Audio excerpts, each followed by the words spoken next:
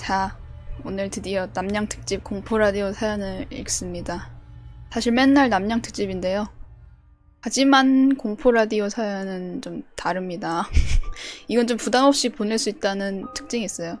총 몇 개가 왔냐면 일주일 정도 받았는데 일주일 동안 65개 정도 왔고요. 추린 거는 한 13개?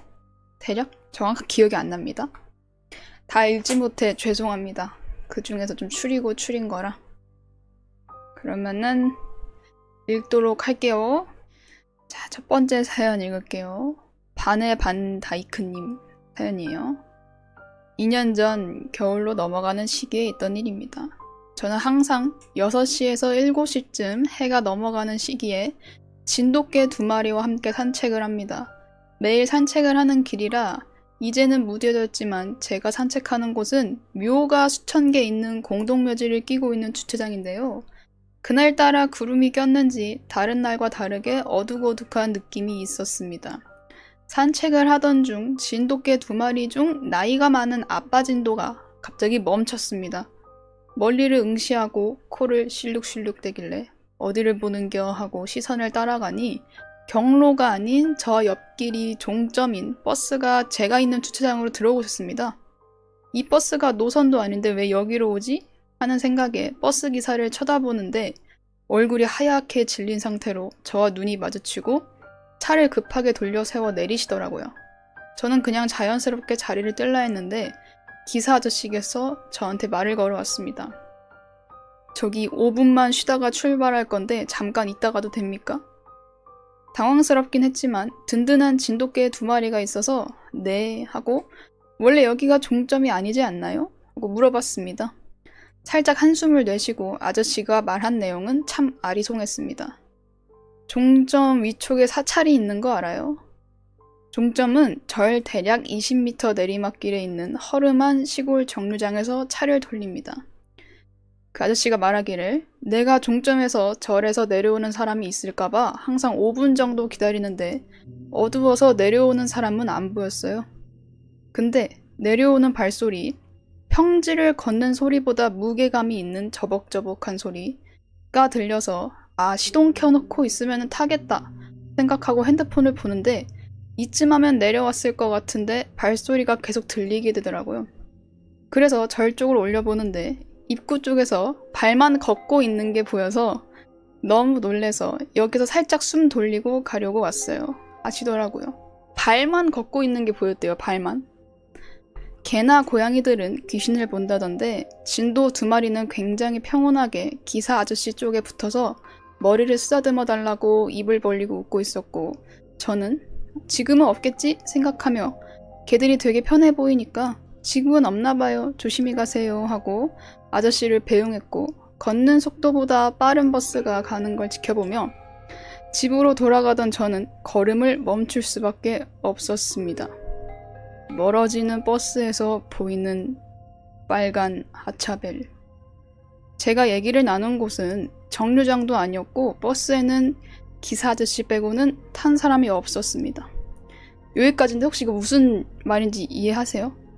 내가 이거 읽다가 약간 이해 안 됐는데 뭔 말이냐면은 기사님들은 하차벨을 누를 일이 없잖아요. 그건 손님이 누르는 거잖아. 근데 아무도 없다 했잖아요, 안에. 그 발만 보였다 했죠, 아까. 그게 이미 탄 거야. 이미 탄 상태였고 같이 기사님이랑 왔어요. 기사님이 탔을 때는 이미 그 귀신이 빨간 벨을 눌렀고 이미 타 있던 거예요. 아까부터. 기사님은 미리 자기가 먼저 왔다고 생각하지만 이미 탔던 겁니다.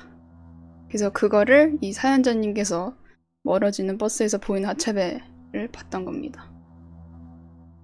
이런 이야기였어요. 아, 이거 내가 중간에 말을 버벅여가지고 재미없게 됐네. 채팅 보다가 채팅 말이랑 섞여버렸어. 자, 요런 사연이었고요. 왜 발망고라고 말을 했지, 내가? 발망고가 어쩌다 나온 말이지? 아, 발만 걷고 있는 게 보여서를 발망고라고 했어요. 죄송합니다. 죄송해요. 이거 사연 보내신 분 죄송합니다. 자, 자, 쏘리. 자, 다음 사연 읽을게요. 두 번째는요, 익명의 사연이에요. 안녕하세요, 말코님. 군 복무 중 겪은 일입니다. 저희 부대는 오지에 있지도 시골에 위치하지도 않은 도심과 정말 가까운 곳에 있었어요. 하지만 산을 깎아 중턱에 만든 곳이라 그런지 밤에는 정말 으스스했습니다. 그중 부대 안 어느 장소들은 정말 스산하고 안개도 유독 많이 껴서 음산한 분위기를 풍겼어요. 밤에 가끔 그런 곳을 지날 때면은 되게 스산한 곳이구나 하고 생각을 하곤 했습니다. 그래서 그런지 저희 부대는 괴담도 되게 많았습니다. 심야 괴담에 나온 군대 괴담 중 하나도 저희 부대 제가 근무했던 대대의 얘기예요. 각색이 좀 됐지만. 어쨌든 제가 직접 겪은 되게 이상한 일을 들려드릴게요. 저희 소대가 담당하며 근무를 서던 24시간 초소가 하나 있었습니다. 편의상 5초라고 줄이겠습니다. 5초는 제가 앞서 말한 부대 내에서 스산한 장소 중 한 곳이었어요. 부대의 가장 구석진 곳이자 가장 높은 곳에 있었죠. 하지만 24시간 경계 근무를 서야 하는 곳이라 저희 소대원들은 하루 5조 교대로 매일 근무를 나갔습니다. 5초는 낮에는 혼자, 저녁부터 다음날 아침까지는 둘이 근무를 섰습니다. 처음 전입 와서는 밤에 근무를 혼자 서는 게 어때서? 라 생각했지만 야간 근무를 한번 하고 나니까 역시 밤에는 둘이 서는 게 맞다라고 인정해버렸습니다. 바로 옆에 사람 한 명 있다는 게 정말 힘이 되더라고요. 5초는 낮에도 꽤나 바쁩니다. 혼자 순찰 차량도 받아야 하고 전화도 가끔 오기 때문에 나름 정신이 없지만 밤 근무는 인원이 둘인데다가 오는 사람도 전화도 없어서 쉬엄쉬엄 하는 편이었습니다. 근무 시간이 약 4시간으로 되게 길고 졸려서 교대로 한 명씩 초소 안 데스크에서 눈을 붙이고 나오는 게 5초의 암묵적인 룰이었어요. 어느 날 저는 5초에 저녁 근무를 하러 갔습니다. 초저녁이라 쌩쌩하니 둘이 얘기를 하며 시간을 때우는데 같이 온 선임, 박상병님이라 할게요. 박상병님이 야, 너 이거 자본 적이 있냐? 라 물었습니다. 전 있다고 하면 갈구기 시작할까봐 그냥 아직 없습니다. 라 대답했죠. 박상병이 약간 꼭 기질이 있던 사람이었거든요. 근데 제법 진지한 표정을 짓더니 그래 여기서 자지마. 여기서 꿈꾸면은 씨바 존나 무서워 꿈이. 근데 또 이거 잤던 애들은 다 똑같은 꿈을 꾼다니까. 궁금해진 저는 그 내용을 물었습니다. 박상병이 말해준 꿈 내용은 꿈속의 꿈, 몽중몽이었어요. 꿈속에서 눈을 뜨면은 꿈 자체가 잠들었던 5초 데스크에 시작을 하고 5초 내부에서 문을 열고 나가면은 저 멀리 반대쪽 초소에서 한 남자가 꿈속에서 생긴 흔들다리를 천천히 건너서 다가오는 그런 꿈이에요. 근데 정말 이 남자가 다가올수록 다가오게 두면 안 되겠다는 느낌이 강하게 들어서 허벅지를 꼬집고 머리를 벽에 박으면서 미친 듯이 깨려고 노력한답니다. 근데 깨어나면 다시 5초이고 다시 나가보면은 남자는 건너편에서 여전히 다가오고 있답니다. 다시 깨어나도 위치는 점점 가까워진다네요. 그렇게 몇 번을 깨려고 노력해야 실제로 꿈에서 깨어난다는 말을 해주더군요. 믿기지 않았습니다. 저도 5초에서 잡았으니까요. 그럼에도 궁금해진 저는 생활관에서 마주치는 사람마다 붙잡고 물어봤어요. 정말 같은 꿈을 꾼 사람이 4명이 더 있더군요. 정확히 4명, 아직도 기억합니다. 전부 다 똑같은 내용에 그 남자를 보고 무서웠다고 합니다. 어떤 사람은 총으로 위협도 해봤는데 그냥 무시하고 다가온다더라고요. 그리고 4사람 모두 그 이후로는 잘 엄두도 못 낸다 했습니다. 궁금해진 저는 5초에서 그 꿈을 꿔보기로 했어요. 다음 근무가 정해지고 5초 야간 근무를 서는 날 같이 갔던 후임 영근이에게 서로 2시간씩 자면서 교대하자 했고 저는 새벽 2시에 잠들었습니다. 운이 좋았는지 저는 바로 그 꿈을 경험했어요. 꿈속에서 초소 문을 열어보니까 밖으로 보이는 건너편 초소에서는 옛날 개구리 군복을 입은 한 남자가 발을 떼기 시작했습니다. 저는 디지털 군복 세대입니다. 속으로 와 이거 미쳤네 진짜잖아 라고 생각하면서도 이 남자를 그냥 놔두면 어떻게 될까? 나도 깨어나려고 노력했는데 못 깨어나면은? 이 남자 누구지? 이곳에서 사고라도 일어났나? 귀신인가? 5만 가지 생각이 들더라고요. 하지만 그리 오래 생각하지 못했습니다. 남자가 생각 외로 빠르게 다가왔거든요. 점점 얼굴이 보이자 저는 그 남자를 절대 오게 해서는 안 되겠다 마음먹으면서 소름이 돋았습니다. 얼굴은 분칠을 한 듯 허옇게 떠있고 스모키 화장이라도 한 듯 눈 주위는 시꺼멓고 저를 무시하고 정면만 보면서 저를 응시하지 않는 줄 알았는데 가까워진 그 남자 얼굴을 보니까 알게 모르게 곁눈질로 저를 보면서 혼잣말로 뭐라 중얼거리고 오고 있더라고요. 그 모습에 너무 무서워져서 바로 깨어나야겠다 생각했습니다. 근데 제 뺨을 치고 다리를 꼬집어도 현실이 아닌 꿈으로 깨어나는 게 반복이 되었고 남자는 이미 다리를 거의 건너왔습니다. 패닉에 빠지려는데 갑자기 후임 영근이 이름이 떠올라서 크게 그나 영근아 나 좀 깨워줘 하고 후임 이름을 불렀고 다행히 영근이가 절 깨워주더라고요. 여기가 밤의 분위기가 못 같은데 진짜 뭐가 있긴 한가 보다 하는 생각이 먼저 들었습니다. 그 후에는 다시 시도할 생각도 안 하며 저녁일까지 지냈던 기억이 나네요. 이제야 생각해보니까 유독 그 5초와 관련된 이상한 괴담이 많았기도 했고 더 나아가서 부대 자체가 귀신썰이 많았던 곳이기 때문에 직접 보지는 않았지만 귀신이라는 존재가 마냥 거짓말은 아니라고 생각이 드는 밤입니다. 이런 사연입니다. 근데 사연은 공포사연에서 빠질 수가 없죠. 다음 사연은 두바이 초콜릿 생각보다 맛없다 님. 이거 닉네임 보고 충격 먹었어요. 나 두바이 초콜릿 진짜 먹어보고 싶은데. 너무 충격적인 닉네임이네요. 자, 읽어볼게요. 안녕하세요, 슈말코씨. 언제나 유튜브 챙겨보고 있는 애청자입니다. 저는 시각 디자인을 전공한 20대 후반인데요. 고등학교 미술 입시 시절부터 졸리면은 공포 라디오나 사건 사고 파일을 들으며 잠을 깨는 것이 습관이라서 슈말코씨가 반가웠답니다. 슈말코씨의 목소리로 사연을 듣고 싶어서 인생에 있었던 한 가지 기묘한 이야기를 적어봅니다. 처음으로 사연을 적는 것이라 두서없더라도 양해 부탁드려요. 시각 자료도 있대요. 이건 이따 보여드릴게요. 때는 대학 시절 이야기입니다. 복학하고 나서 3학년. 그래도 다행히 동기 친구 한 명과 함께 복학을 해서 아주 외롭진 않았어요. 그래서 과제를 이 친구랑 참 많이 했었죠. 후배들과는 아직 서먹해서 다들 카페 가서 공부할 때 이 친구와 저는 썰렁한 과실에서 밤늦게까지 과제를 하고 귀가했습니다. 우리 대학교는 예체능으로 유명한 대학교이지만 시설이 좋은 편은 아니었습니다. 뒤에는 산이 있어서 밤에는 서늘하고 저의 전공 건물 뒤에는 뜬금없이 가파른 동산과 정자가 있기도 했습니다. 괴담을 좋아하지만 비교적 쫄보인 저는 해가 지면은 학교에 있는 걸 좋아하지 않았습니다. 그래서 친구가 같이 있자고 하지 않으면은 강의 끝나자마자 집으로 튀어갔죠. 3학년으로 복학하고 나서는 더요. 새로 자리를 잡은 과실은 복도에 조속과 친구들의 작업물이 질비하게 늘어져 있고 차갑고 황량했습니다. 개중에도 구석에 얇은 철문이 끼익거리는 우리 과실. 등록금은 엄청 비싼데 이게 맞나 싶었죠. 그나마 유쾌한 일은 반대 복도 끝에 있는 화장실로 갈 때 고장난 킥보드로 슝 하고 가는 정도. 그리고 영상과제가 많았던 날이었어요. 친구랑 든든하게 치킨과 맥주를 마시고 과실에서 과제를 하자 하고 맛있는 식사를 즐겼습니다. 얼른 먹고 7시쯤에 과실로 돌아갈 때까지만 해도 무슨 일을 겪게 될지 몰랐습니다. 먼저 첨부한 그림 1이 우리 과실의 구조입니다. 빨간색으로 동그라미 친 곳이 친구와 제가 있었던 곳이에요. 제가 보여드릴게요. 이거는 이분이 170cm 정도의 나 여기 동그라미 돼서 여기서 친구랑 과제를 했대요. 대충 보이죠? 역시 디자인인 거라 다르죠? 이 원근부트가. 저희는 7시 반에서야 집중하기 시작했습니다. 그때까지는 그래도 친구도 작업을 하고 있었기 때문에 좋아하는 공포 라디오를 틀어놓고 영상을 만들 재료를 그리고 있었어요. 8시에는 소등, 평소라면은 옆 과실에서 다른 과 학생들의 소리가 들리고 했는데 하필 오늘은 우리 둘만 해당 층에 있었던 모양입니다. 단톡방에 과실 쓸 사람은 이름을 남기기 때문에 우리뿐이긴 하구나 생각하면서 문을 안에서 잠갔어요.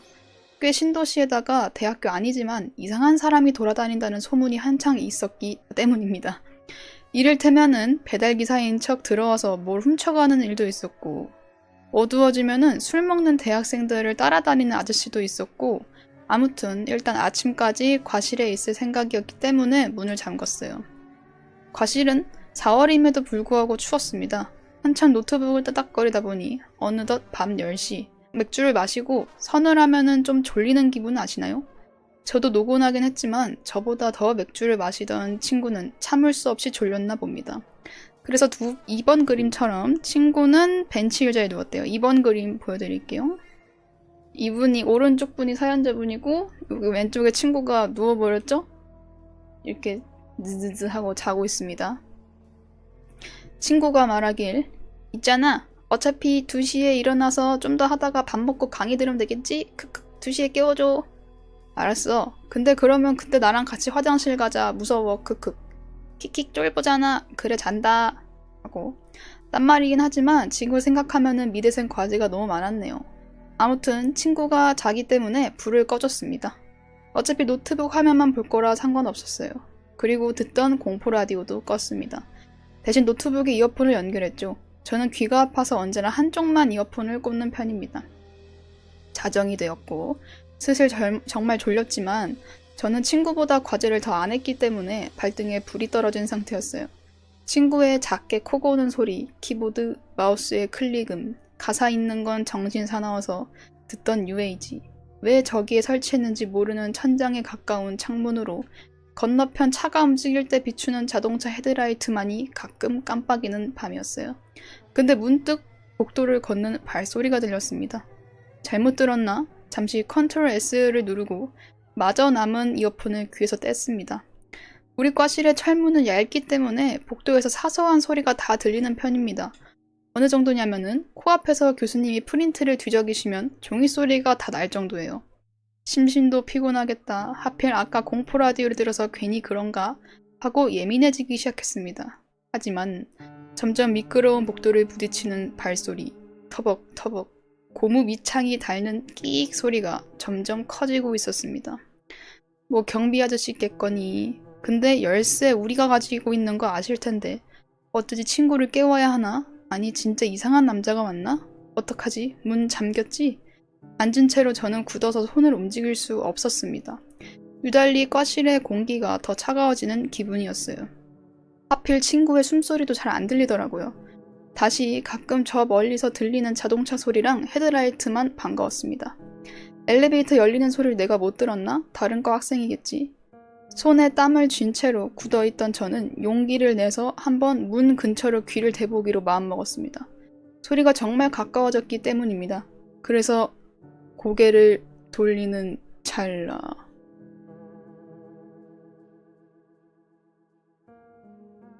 시각자료 3번처럼 창문 밖으로 검은 그림자에 누군가가 지나가는 걸 목격했습니다. 너무 빠르지도 느리지도 않은 걸음걸이로 옆도 보지 않고 지나가는 사람의 얼굴은 볼 수 없었습니다. 그냥 뒤통수만 좀 봤던 것 같아요. 자동차 헤드라이트에 실루엣이 보이는 정도였어요. 다행히 그 사람은 상상처럼 저희 문고리를 돌리지 않았고 그저 지나갈 뿐이었습니다.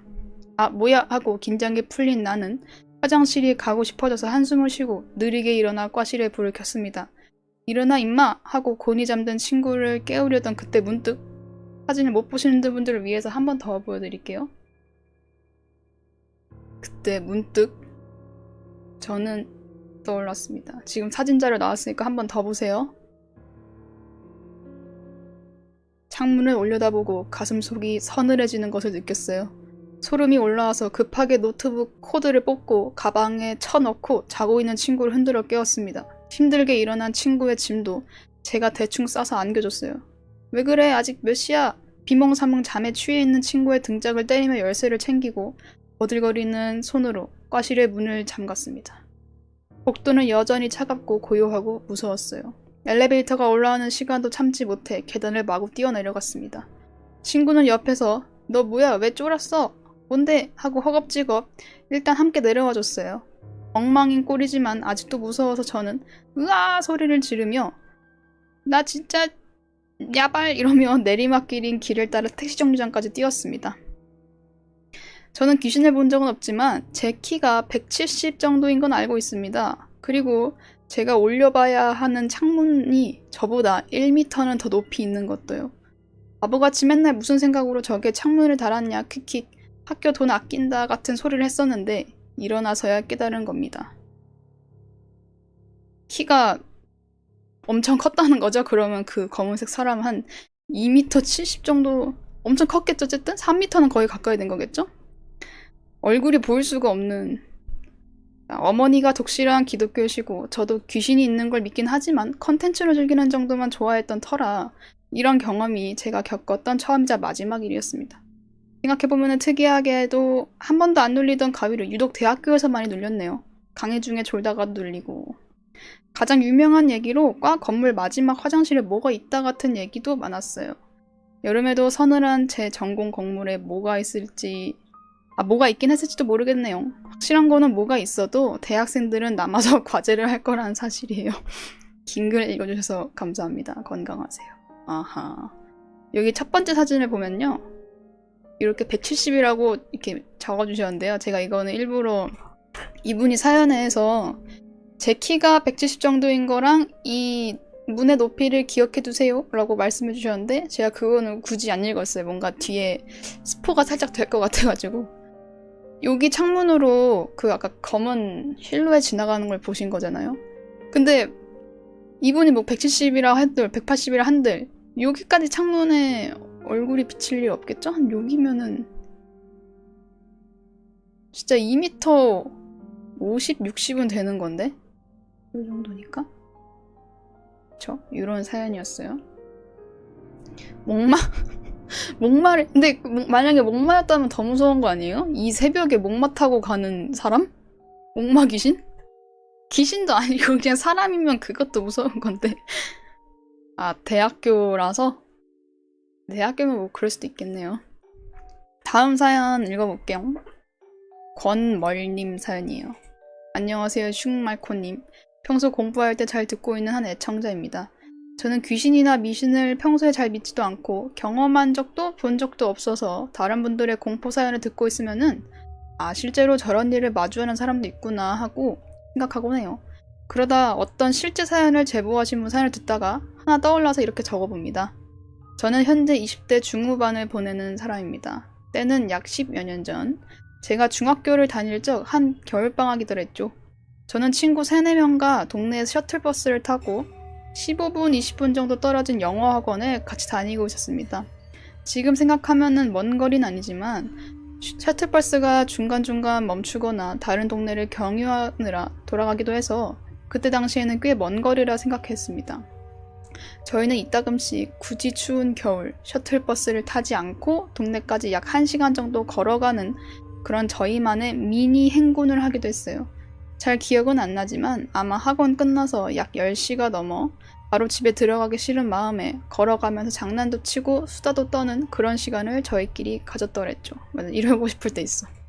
어느 날 어김없이 저희 셋은 집까지 걸어가고 있었습니다. 저는 먼 거리에서 한 건장한 남자가 편의점 앞을 서성이는 게 눈에 들어왔어요. 왜인지 모르게 그 남자분이 눈에 들어왔지만 저는 친구의 이야기를 듣는 중이었더라 그냥 별 생각 없이 무시했습니다. 그때 친구는 자기의 친구랑 싸움이 붙어서 게임에서 소위 말하는 욕 배틀을 떴다 이런 이야기를 하는 도중이었는데 어쩌다 보니 그 친구의 형이랑도 욕을 주고받았다 뭐 이런 식의 이야기를 하고 있었습니다. 그렇게 걷다 보니까 그 편의점 앞에 도달하게 되었는데 그 서성이던 남자분이 글쎄 저희한테 조금씩 다가오는 게 아니겠습니까? 그러다 뜬금없이 방금 그 욕 배틀 했다는 친구를 길거리 대로변 한가운데서 무차별적으로 폭행하기 시작했습니다. 저와 다른 친구들은 말 그대로 얼어버려서 아무것도 하지 못한 채로 그저 친구가 폭행당하는 것을 지켜보기만 했습니다. 아직도 기억나는 거는 그 친구와 제가 수많은 눈빛을 주고받았지만 저희는 신고를 할 수도 친구를 버리고 도망칠 수도 혹은 덤벼들어 맞서 싸울 생각도 못하고 그저 발만 동동 구르고 있었어요. 행여나 왜 맞서 싸우지 않았냐고 물으신다면은 그분은 건장한 성인 남성이라 체급과 체격의 차이가 엄청났습니다. 정말 그럴 생각조차 들지 않더군요. 그저 올 것이 왔구나라 생각하며 저 친구와 시비가 붙은 친구의 형이 현피를 들어왔다 생각하고 있었습니다. 그러자 그 남자는 제 친구의 머리채를 붙들고는 건물과 건물 사이에 있는 조그마한 철문을 열어 제끼고는 그 친구를 뒷골목에 끌고 가고 있었고 저희와 눈이 마주쳤습니다. 야, 너네도 따라와. 그제서야 저는 이게 단순 현피가 아님을 알아차렸고 친구를 참아 버릴 수 없는 잔뜩 위축된 저희는 결국 그 골목에 바보같이 따라 들어갔습니다. 골목에 들어서자 그 남자는 바로 저희의 핸드폰과 안경, 지갑을 빼앗은 후에 어디론가 던져버리고 저희를 발로 짓밟으며 때리는 것입니다. 하필 그 골목이 또 술집 뒷문이었던지라 저는 TV에서나 괴담에서만 듣고 보던 인신매매 혹은 납치를 당하는 것이라 생각하기도 했습니다. 그런데 기이한 것은 그 남자의 행동입니다. 때리다 말고는 갑자기 아까 그 편의점에서 산 것으로 보이는 아이스크림을 먹으라고 하지 않나? 한 입 먹더니 그 먹던 아이스크림으로 때리지 않나? 중간에는 갑자기 저희를 일렬로 세워두고 주택가로 향하더니 그때부터 지나가는 사람들에게 인사를 하라는 겁니다. 골목을 지나가던 아줌마 아저씨들에게 안녕하십니까? 안녕하십니까? 계속 인사를 했고 약 30분 정도가 지났을까? 다른 유동인구가 적은 으슥한 골목으로 저희를 데리고 가더니 서로 돌아가며 뺨을 때리게 하더군요. 차마 친구를 때릴 수 없던 저희는 약하게 때리는 신용을 하자 그 남자는 직접 시범을 보여주겠다면서 정말 풀파워로 인정사정 없이 저희의 뺨을 때리는 것이 아니겠습니까? 저희는 그렇게 공포에 질려 서로의 뺨을 내리치고 있었고 서로 몇 번이나 반복했을지 모를 쯤 그 남자가 갑자기 흥미가 떨어졌다는 듯이 담배 한 대를 피우면서 너네 이제 집에 가라 이러는 겁니다. 살았다는 생각에 벌떡 일어나서 그곳을 빠져나오려는데 제 뒷 목덜미를 콱 움켜쥐더니 좋아? 집 가니까 좋나봐 하고는 제 귓방망이를 사정없이 후려쳤습니다. 또다시 시작된 폭행에 잠뜩 움츠려든 저와 제 친구들은 긴장한 채 덜덜 떨고 있었고 다시 한번 진짜 가도 좋다고 하는 그 남자의 말에 또 다른 테스트인지 아닌지 또 괜히 일어났다가 맞는 것이 아닌가 저희는 서로 눈빛만을 끊임없이 교환하는 중이었어요. 그러자 시작된 그 남자의 카운트다운 5, 4, 3 저희는 누가 먼저랄 것도 없이 이게 마지막 기회임을 확신하고 자리에서 벌떡 일어나 골목을 뛰쳐나와 마치 사전에 정해놓기라도 한 듯 각기 다른 세 개의 길로 흩어져 집을 향해 뛰고 또 뛰었어요.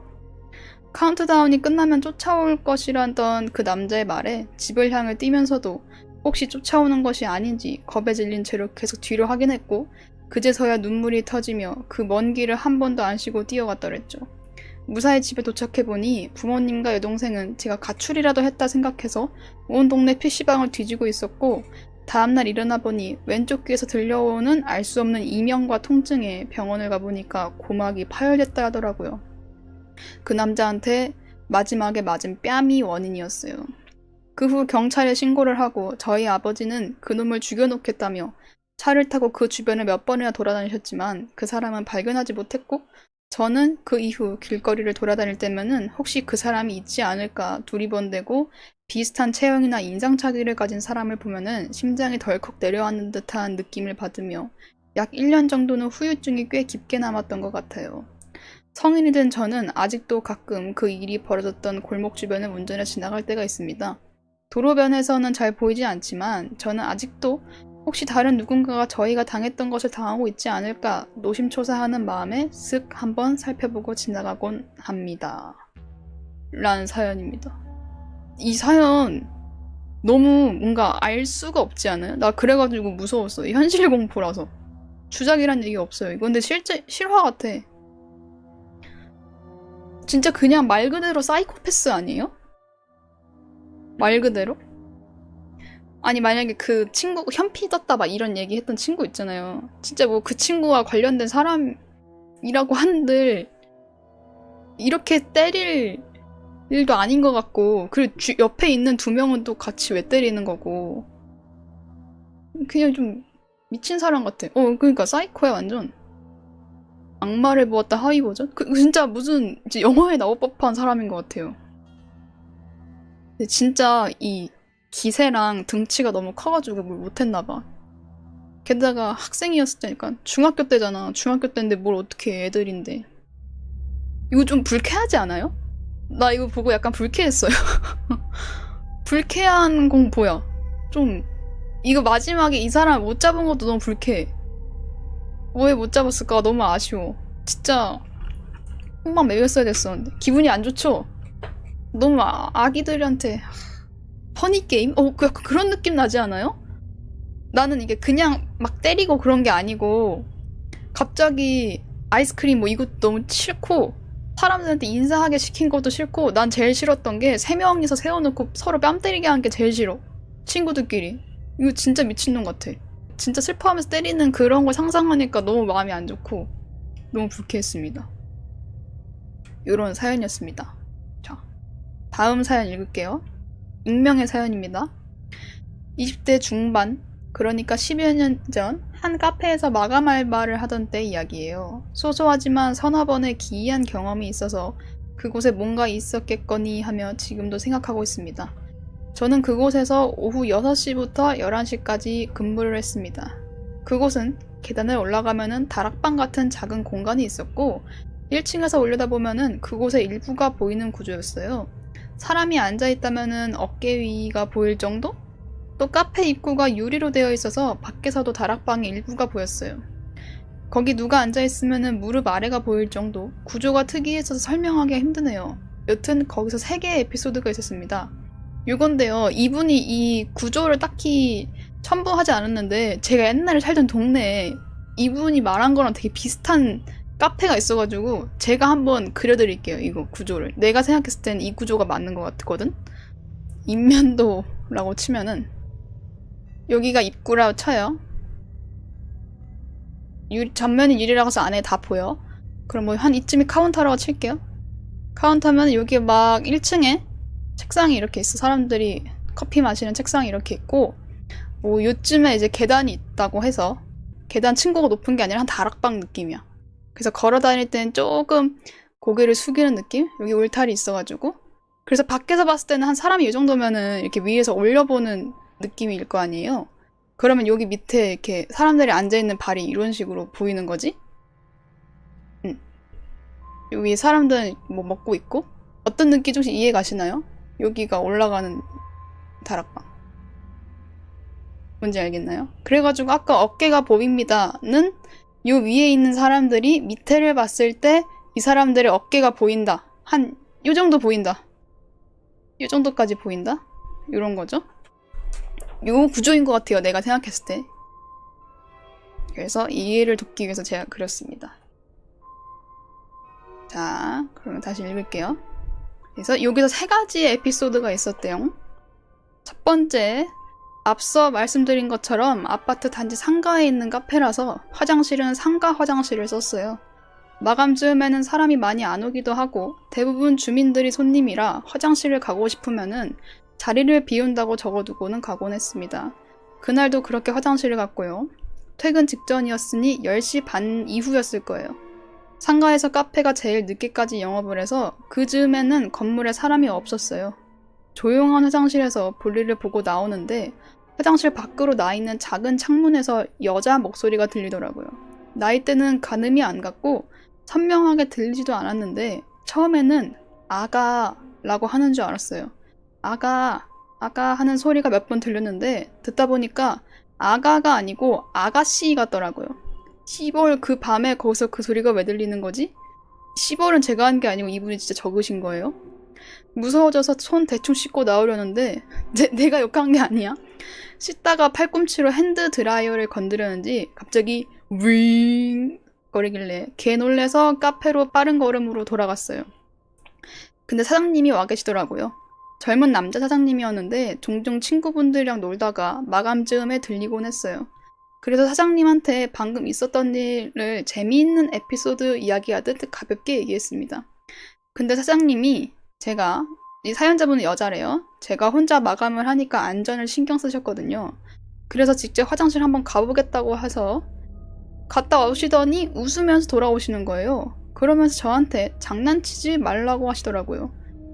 장난칠 포인트가 뭐가 있지? 싶어서 무슨 소리냐니까 핸드드라이어기 코드가 안 꼽혀 있다는 거예요. 여자 목소리에 대한 얘기가 아니라 지나가듯 말한 핸드드라이어 이야기를 꺼내서 1차 당황하고 그리고 핸드드라이어기 작동한 건 착각할 수가 없잖아요. 분명 작동했는데. 거기서 2차 당황. 그래서 사장님이랑 짧게 옥신각신 하다가 같이 가보자 해서 갔어요. 근데 코드가 핸드드라이기어에 돌돌 말려있더라고요. 먼지도 조금 쌓여있어서 꽤 오래 그렇게 있었던 모양이었어요. 아니 무슨 상황인지 추측도 안 가고 그냥 멍했어요. 어떤 상황도 상상이 안 되는 거예요.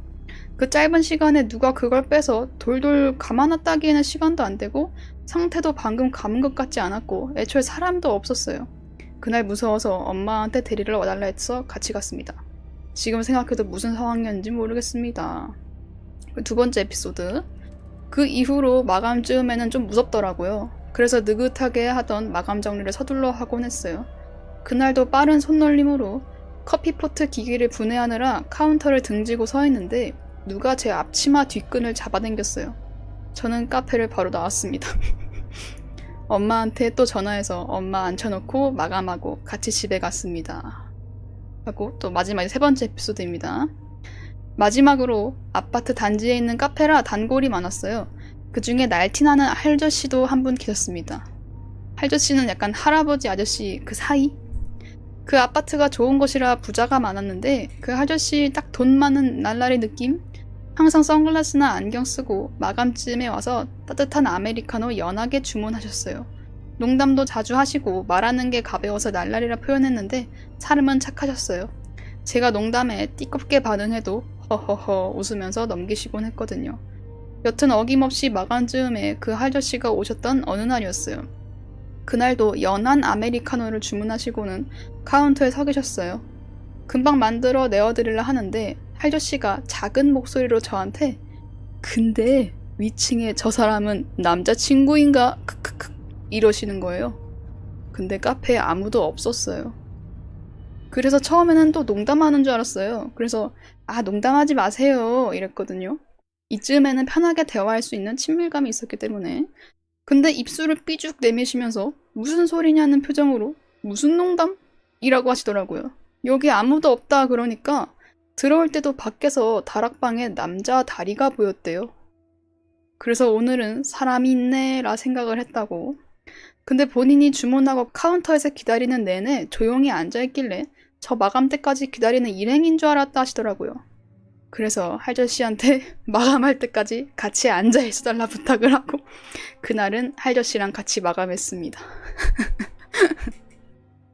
짧을 거라고 생각했는데 쓰고 보니 기네요. 듣기에는 어떨지 모르겠지만 당시에는 저는 너무 무서웠는데 손님이 많이 없고 사장님 착하시고 집 근처 꿀알바라 취업할 때까지 다녔습니다. 또 대로변이라서 무서워하면 카페 나가면 극복이 되기도 했고요. 몇몇 지인들한테만 했던 이야기를 이렇게 사연으로 처음 써보네요. 읽어주셨을까요? 그렇다면 감사합니다. 그때가 그립네요. 회사 개 같은 거. 여기까지였습니다. 근데 항상 같이 마무리할 사람이 있는 게 너무 웃기다, 그지? 그리고 무서우면 카페 바로 나가버리는 것도 웃겨.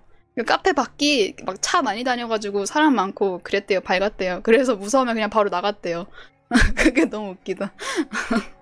엄마 부르고 할아버지 같이 앉히고 이게 너무 웃긴 것 같아. 이런 사였습니다. 이거는 제가 아까 그림판에 그림 그려드렸잖아요. 이 마지막 할아버지 사연이 이 카페 구조가 이해가 안 되면 안 무서울 것 같아가지고 이건 제가 그림으로 한번 그렸습니다. 카페 구조 이해하고 나니까 더 무섭죠? 다리가 보였던 게 울타리가 이렇게 살짝 격자로 있으면 다리가 살짝 보이잖아요? 그걸 할아버지가 보신 거지. 근데 카페는 아무도 없던 거죠. 이런 사연이었어요. 카페 알바하시는 분들 카페 공포썰이 은근 있을 것 같지 않아요? 사람 많을 때는 모르겠는데 이렇게 마감할 때나 그냥 동네 카페는 가끔씩 사람 없을 때도 있잖아요. 뭔가 무서운 일이 많을 것 같아. 이런 거였고 다음 사연 읽어볼게요. 익명의 슈벨런님 사연이에요. 안녕하세요 말코님. 매일매일 말코님 라디오를 너무 재밌게 듣고 있는데 제가 쑥스러움이 많은 편이라 제 경험을 공유할까 말까 고민하다가 말코님이 제 이야기 해주시면 됐다 재밌을 것 같아 공유합니다.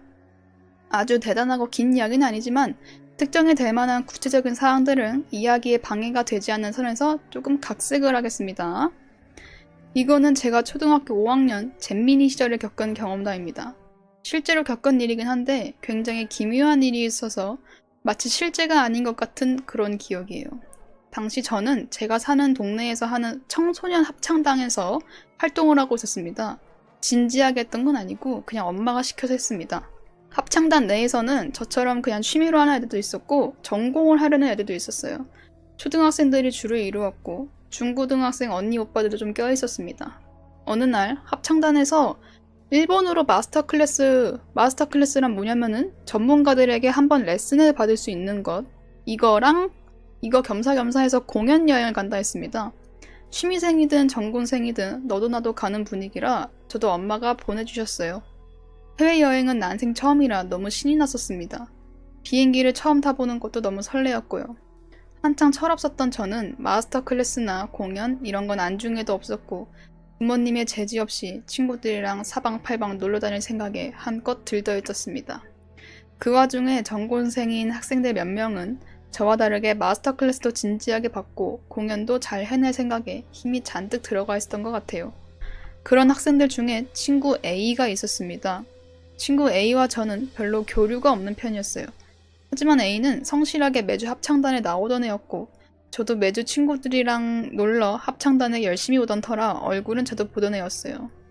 A는 딱 엄마 말 잘 듣고 똑 부러지고 공부 잘할 것 같은 좀 또래보다 성숙하고 차분한 바른 아이 이미지였어요. 안경도 끼고 긴 머리를 하나로 깔끔하게 묶고 다니는 모범생 그 자체 스타일일까요? 반면에 저는 맨날 칠렐레 팔렐레 놀기만 하던 애였기 때문에 친해질 기회는 별로 없었습니다. 그냥 지나가다 눈 마주치면 어색하게 인사 정도만 하는 사이였어요. 아마 그 친구 눈에는 저는 그냥 철없는 잼민이었겠죠. 그렇게 그 친구 포함 일본에 간 합창단원들은 총 20명 정도 됐던 것 같아요. 그래서 숙소도 각각 다른 방으로 배정이 됐습니다. A와 저는 다른 방이었어요. 도착하자마자 저는 고삐 풀린 망아지 마냥 노느라 바빴어요. 도착한 지 얼마 안 된 어느 날 다른 숙소방에서 뭔가 어수선한 소리가 들려왔는데 저는 그때 친구들이랑 뭘 하느라 바빴는지 신경도 안 쓰고 친구들이랑 놀았어요. 뭔가 일이 벌어진 것 같았는데 어린애들끼리 있는데 뭐 별일일까 싶기도 하고 남자애들이 좀 싸우나 보다 라는 식으로 대수롭지 않게 생각했던 것 같습니다. 그리고 일정을 하러 다 같이 바깥에서 모였을 때 친구 A의 충격적인 비주얼을 보게 됐어요. 항상 깔끔하게 포니테일을 하고 다니던 애가 머리를 산발로 풀어헤치고 넋이 나간 표정으로 귀신처럼 돌아다녔어요. 얼굴은 분명 같은 애인데 전혀 다른 애 같은 느낌에 충격을 강하게 먹었던 것 같아요. 그래서 제가 쟤 어디 아프냐? 라 묻자 A와 같은 숙소를 쓰던 친구가 귀신이 들린 것 같다 했습니다. 말도 안 되는 대답에 제가 그게 무슨 소리냐 물었고 그 친구가 설명하기를 갑자기 A가 숙소 안에서 창문 쪽에 얼굴 없는 귀신이 있다며 기겁을 했다고 합니다. 같은 방에 있던 애들도 어안이 벙벙해서 쳐다만 보고 있는데 얼굴이 없고 발목이 없는 단발머리 여자가 방에 있다면서 갑자기 방 안을 이리저리 뛰어다니며 울고불고 난리를 쳤다고 했습니다. 아마도 제가 친구들이랑 수다를 떨면서 들었던 그 소란이 이 일인 것 같습니다. 아무튼 그 이후로 애가 저 지경이 됐다 했습니다. 같이 여행을 다니는데도 A는 계속 그렇게 넋이 나간 듯 돌아다녔고 다 같이 식당을 갈 때도 다들 수다를 떨고 하면서 밥을 먹는데 그 애는 다른 애들이랑 눈도 안 마주치고 이상할 정도로 계속 꾸역꾸역 먹기만 했어요. 말을 걸어도 대답을 정상적으로 하기는 하는데 표정이나 눈빛 이런 것들이 원래 제가 알던 그 애가 아닌 것 같았습니다. 같이 비행기 타고 올 때만 해도 멀쩡했던 애가 갑자기 180도 변할 수 있는 걸까요? 그 숙소를 같이 쓰던 친구들 말로는 그 이후로도 그 애가 방 안에 몇 번이나 발작하듯 난리를 쳤다는데 막 알아들을 수 없는 이상한 말을 하기도 하고 갑자기 뭐에 쫓기듯이 뛰어다니고 막 통곡을 하고 그랬다네요. 그러더니 A는 먼저 한국으로 돌아간 건지 일본 일정이 모두 끝나기 전에 모습을 감췄습니다. 선생님들도 그 일에 대해 쉬쉬하는 분위기였는데 부모님께 연락해서 한국으로 먼저 돌려보낸 것 같았습니다. 그리고 한국에 돌아와서도 합창단에서 한동안 A의 얼굴을 보지 못했어요. 합창단 애들은 A가 귀신에 들렸느니 어쩌니 오싹한 얘기나 좀 하다가 금세 잊어버린 듯 했습니다. 그리고 A는 몇 달이 지난 후 아무 일 없었다는 듯 예전 모습 그대로 해서 멀쩡한 모습으로 나타났습니다. 지금 기억에 합창단 활동보다는 레슨을 받으러 왔다 갔다 했던 것 같아요. 열심히 하더니 나중에 예중도 갔더라고요.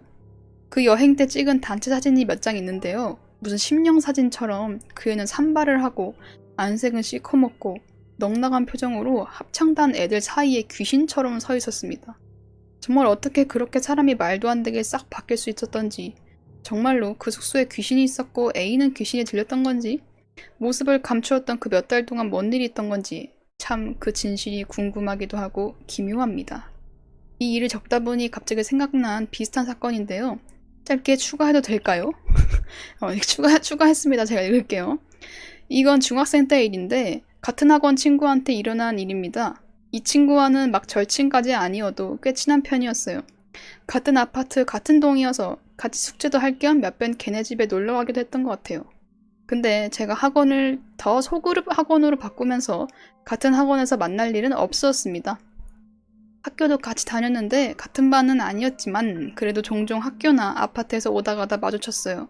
근데 어느 날 학교에서 만난 그 친구도 묘하게 분위기가 바뀌어 있었어요. 그 친구는 막 귀신같이 무섭게 하고 다니진 않았지만 말을 좀 이상하게 한다거나 그냥 애가 좀 홀린 것 같고 이상했습니다. 첫 사연처럼 극단적으로 바뀐 건 아니지만 그래도 확연히 다른 아이처럼 느껴졌습니다. 그러다가 어느 날 저를 못 알아보는 거예요. 정말 충격적이었습니다. 그 후에 그 친구가 학교에 안 나온다는 소식을 들었어요. 저희 엄마가 그 친구의 엄마와도 아는 사이여서 걔가 학교를 안 나온대 하고 엄마한테 물어보니까 엄마는 대충 빨리 넘기듯이 독감에 걸려 입원을 했대 라고 얼버무리셨습니다. 그 당시 독감 유행도 아니고 엄마의 반응이 좀 이상하다 느꼈습니다. 독감이라 쳐도 그 전에 이상한 행동들이 설명이 되지 않습니다. 그 친구도 그렇게 한 달가량 자취를 감추더니 예전처럼 멀쩡한 상태로 학교에 다시 나왔습니다. 뭔가 물어보면 실례일 것 같은 느낌이라 물어보진 않았고 그 친구와 다시 잘 지냈고 다시 그 친구에게 이상한 일은 없었습니다. 그리고 몇 년 뒤 저희가 이사를 가면서 연락이 끊겼어요. 문득 생각난 이야기지만 여전히 어떤 일인 건지 궁금하네요. 여기까지고 여기도 여담으로 대단한 이야기는 아니지만 읽어주셔서 감사합니다. 혹시 제 이야기가 뽑히면은 제가 겪은 가위 이야기도 나중에 기회가 되면 풀어볼게요. 제가 신기나 영적인 영감도 1도 없어 그 역시 대단한 이야기는 아닙니다만 갑자기 공약을 펼치고 계시네요. 그냥 소소한 가위 경험 이야기 좋다면 풀어보겠습니다. 오히려 제 대응 때문에 안 무서워서 어이가 없을 수 있습니다. 자, 그럼 안녕히 말코님, 시벨롬님 모두 건강하세요. 이런 사연이에요. 공약을 펼치셨습니다. 뽑힌다면 본 이야기 뽑혔습니다. 나중에 이거 그냥 이 가위 이야기 카페에 올리십시오. 아시겠죠? 당신의 이야기가 당선됐으니 카페에 올리세요. 이런 이야기였습니다. 그 한 달 동안 뭔가 재령 같은 거 한 걸까요? 뭐 한 걸까? 그리고 그 꾸역꾸역 먹는다는 게 오컬트 영화에서 잘 나오잖아요. 곡성에서 나왔잖아. 그 무시 중원디 그 여자친구가 갑자기 막 냉장고 열고 다 먹었잖아요. 이거 한 달 동안 한 건가, 테마를? 이 두 번째 친구도 그렇게 한 건가? 이런 이야기였습니다. 다음 사연 읽을게요. 익명의 사연입니다. 안녕하세요. 별로 무섭지도 않고 결말이 너무 허무해서 밖에선 잘 이야기 안 하는 제가 겪은 실화입니다. 제가 고등학생 때 일입니다. 저는 저녁 9시가 되기 조금 전 분리수거를 하러 나갔어요. 저희 아파트는 9시가 되면은 분리수거장의 문을 닫아서 엄마가 닫기 전에 빨리 버리고 오라 하길래 바리바리 싸들고 나가는 길이었어요. 그렇게 아파트 현관을 나서자 앞에서 30대쯤 돼 보이는 여성분이 걸어오는 게 보였습니다. 무시하고 지나가려는데 갑자기 저랑 지나치는 순간 바로 방향을 꺾어서 저를 따라오더라고요. 너무 순식간에 꺾어서 방향을 틀길래 처음에는 이상함을 느꼈지만 그래도 설마 나를 따라오겠거니 싶었습니다. 하지만 분리수거장을 가면서 보니 제 뒤를 바짝 붙어서 걸어오는 게 아무리 봐도 저를 따라오는 게 맞는 것 같았어요. 설마 하면서 분리수거장에 들어가 뒤를 돌아보니 그 여성분이 가만히 서 계셨습니다. 속으로는 굉장히 당황했고 긴장했지만 아무렇지 않은 척 분리수거를 했습니다. 도중에 가만히 서서 무얼 하나 힐끔 쳐다봤지만 계속 딴청을 피우면서 박스만 만지작거릴 뿐이었어요. 그렇게 분리수거가 거의 끝날 때쯤 갑자기 여성분이 저한테 빠른 속도로 다가오더니 몇 층에 사세요? 라 묻는 것이었습니다. 놀란 가슴을 다잡고 왜요? 라 되묻자 그냥요. 라 대답하더라고요. 보통 이런 상황에서는 대답을 해주지 않는 것이 정상적이고 현명한 선택이겠지만 그때 당시에 저는 많이 유약하기도 했고 긴장을 해서 제정신이 아니었기 때문에 3층이요 라 사실대로 말해버렸어요. 말하고 그제서야 아차 싶었지만 그 여성분은 아 네 하고 그냥 돌아가는 것이었습니다. 저는 영문을 모른 채로 분리수거를 마무리하고 아파트로 돌아갔습니다. 그런데 현관문을 열고 엘리베이터 버튼을 누르려는 순간 갑자기 위에서 사부작거리는 소리가 들려왔습니다. 저희는 아파트는 복도 형식이 아니라 엘리베이터 양쪽에 문이 있는 형식입니다.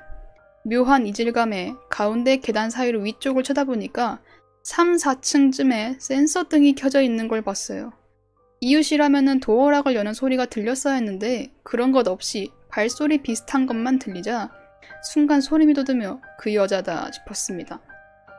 엘리베이터는 타고 올라가면은 그 여자가 기다리고 있을까봐 차마 타지는 못하겠고 어떡하지 하면서 1층에서 발만 동동 구르고 있었습니다. 그렇게 계속 고민하다가 오히려 내 쪽에서 빠른 속도로 뛰쳐 올라가면은 저쪽에서 당황하지 않을까? 라는 생각이 들었어요. 무서웠지만 이것 말고는 방법이 없는 것 같아서 이를 악물고 계단을 뛰쳐 올라갔습니다. 하지만 낡은 슬리퍼와 한 손에는 분리수거 가방 때문에 속도가 잘 나지 않더라고요. 그렇게 3층에 도착하자마자 정말로 4층에 센서 등이 켜져 있는 것이었습니다.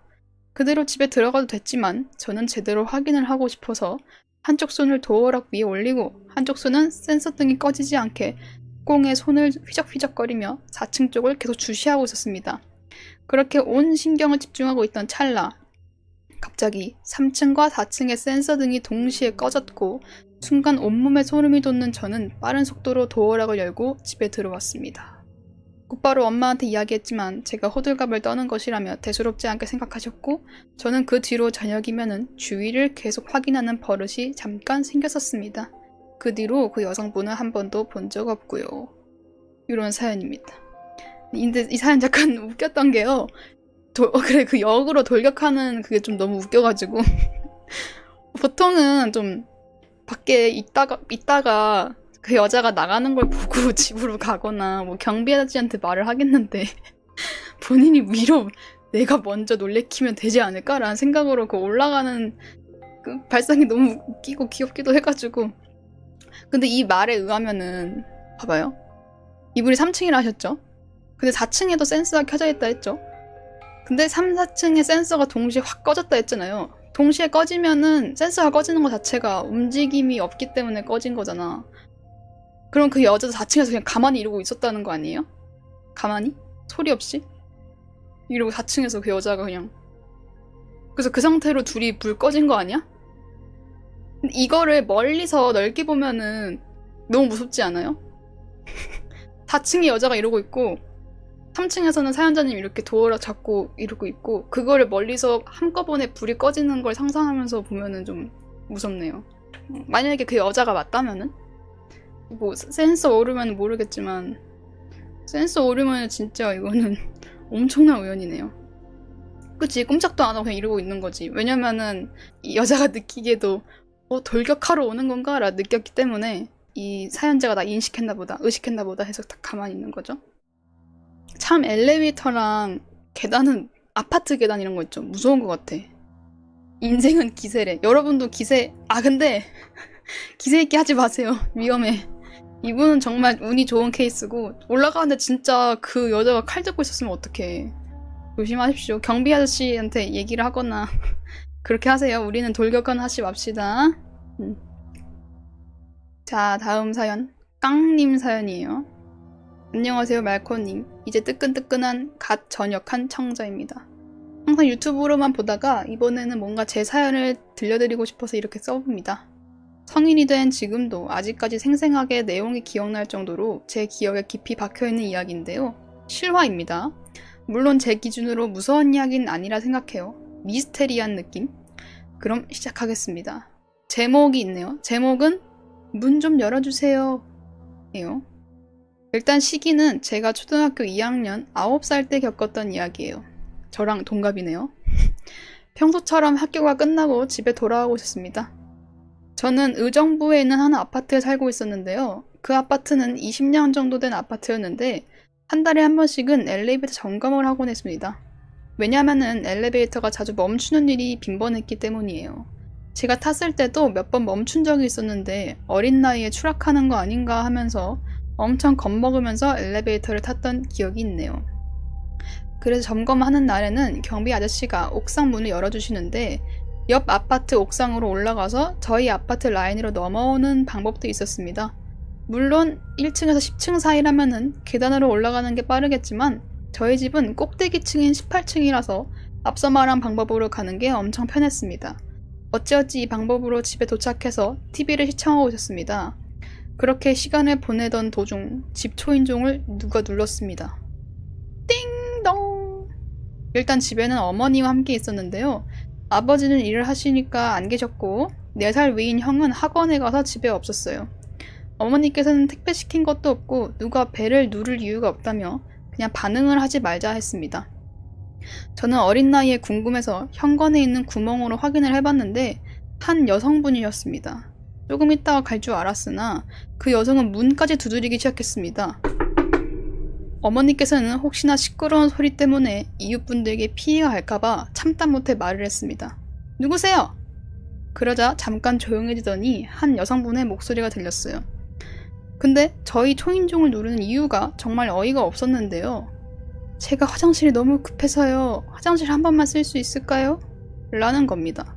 어머니도 어이가 없으신지 안방에서 나오셔서 현관문에 있는 구멍으로 밖을 확인하시더니 현관문 안전고리를 걸고 문을 열어주셨어요. 그리고시고는 지금 뭐 하시는 거예요? 라 물어보셨는데 그 여성분은 계속 화장실이 급하다라고만 말할 뿐이었어요. 어머니는 의심쩍지만 주위에 아무도 없다는 걸 판단하셨는지 문을 열어주셨어요.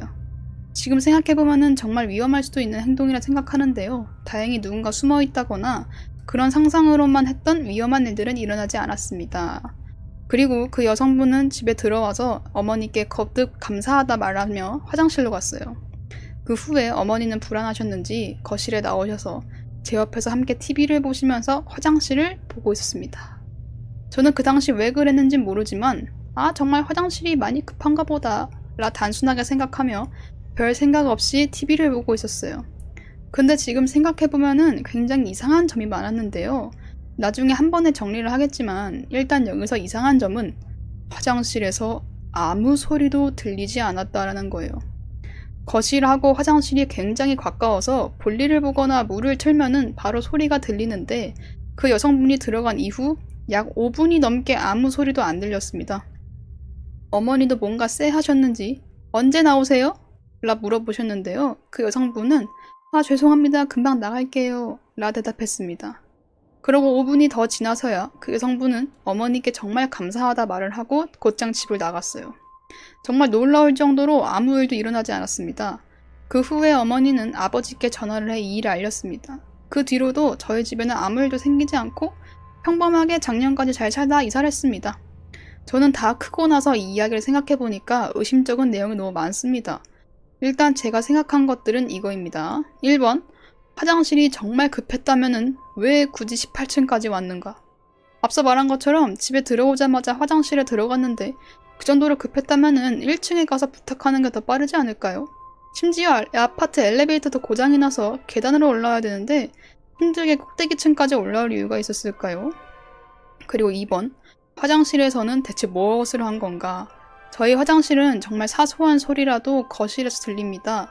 하지만 그 여성분이 들어간 후 약 10분가량 아무 소리도 안 들렸어요. 뭘 뒤진다거나 아님 물을 사용한다거나 등등 정말 아무 소리도 안 들렸습니다. 그럼 10분 동안 그냥 화장실에서 가만히 서 있던 걸까요? 이게 더 소름이 돋네요. 3번 그 여성은 누구인가?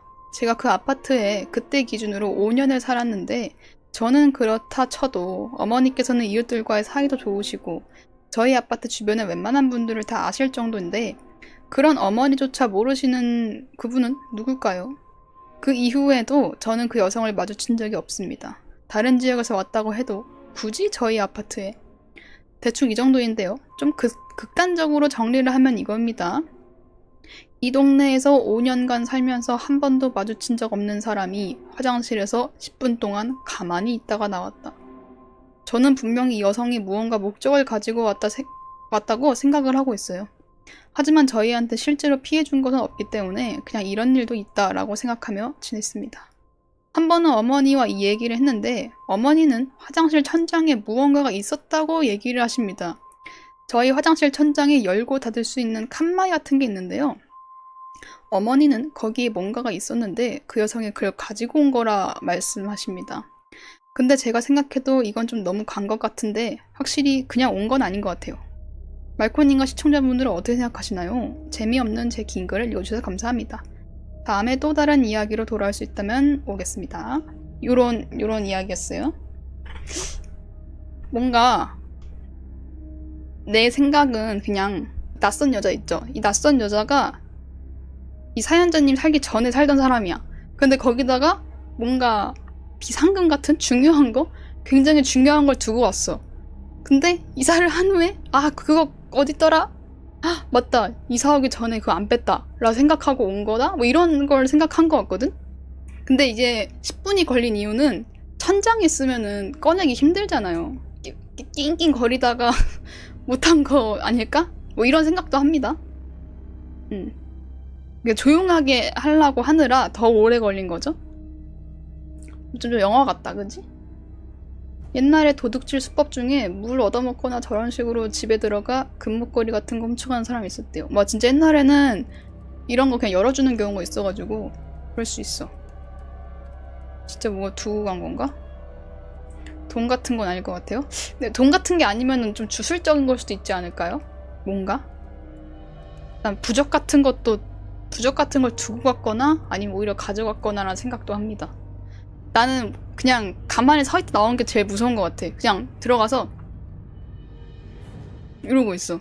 그냥 이게 어디에 앉아있는 것도 아니고 변기나 그 욕조에 앉아있는 것도 아니고 그냥 이렇게 서 있어. 서 있는 게 제일 무서울 것 같아. 이런 사연이었습니다. 진짜 미스테리네요. 근데 아까 웃긴 채팅이 있었는데요. 그거보다 웃을 뻔했어. 진짜. 자꾸 여러분 드립치지 마세요. 이 사연자분이 저희 집은 18층인데 왜 꼭대기까지 오신 걸까요? 했는데 1층부터 시도했는데 실패해가지고 1층부터 18층까지 계속 올라온 거라고 18트 하신 거라고 1층부터 화장실도 될까요? 아니요. 2층 올라가서 화장실도 될까요? 아니요 해서 마지막에 결국 18층으로 올라온 거라고 이러는 그 시간에 저기 상가 화장실 가겠다. 아이씨.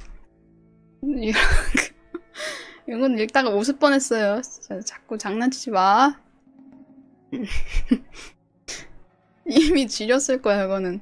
이미 지렸는데 그냥 이 본인이 이거를 하는 거에 심취해가지고 지린 상태로 그냥 계속 올라온 거야, 18층까지.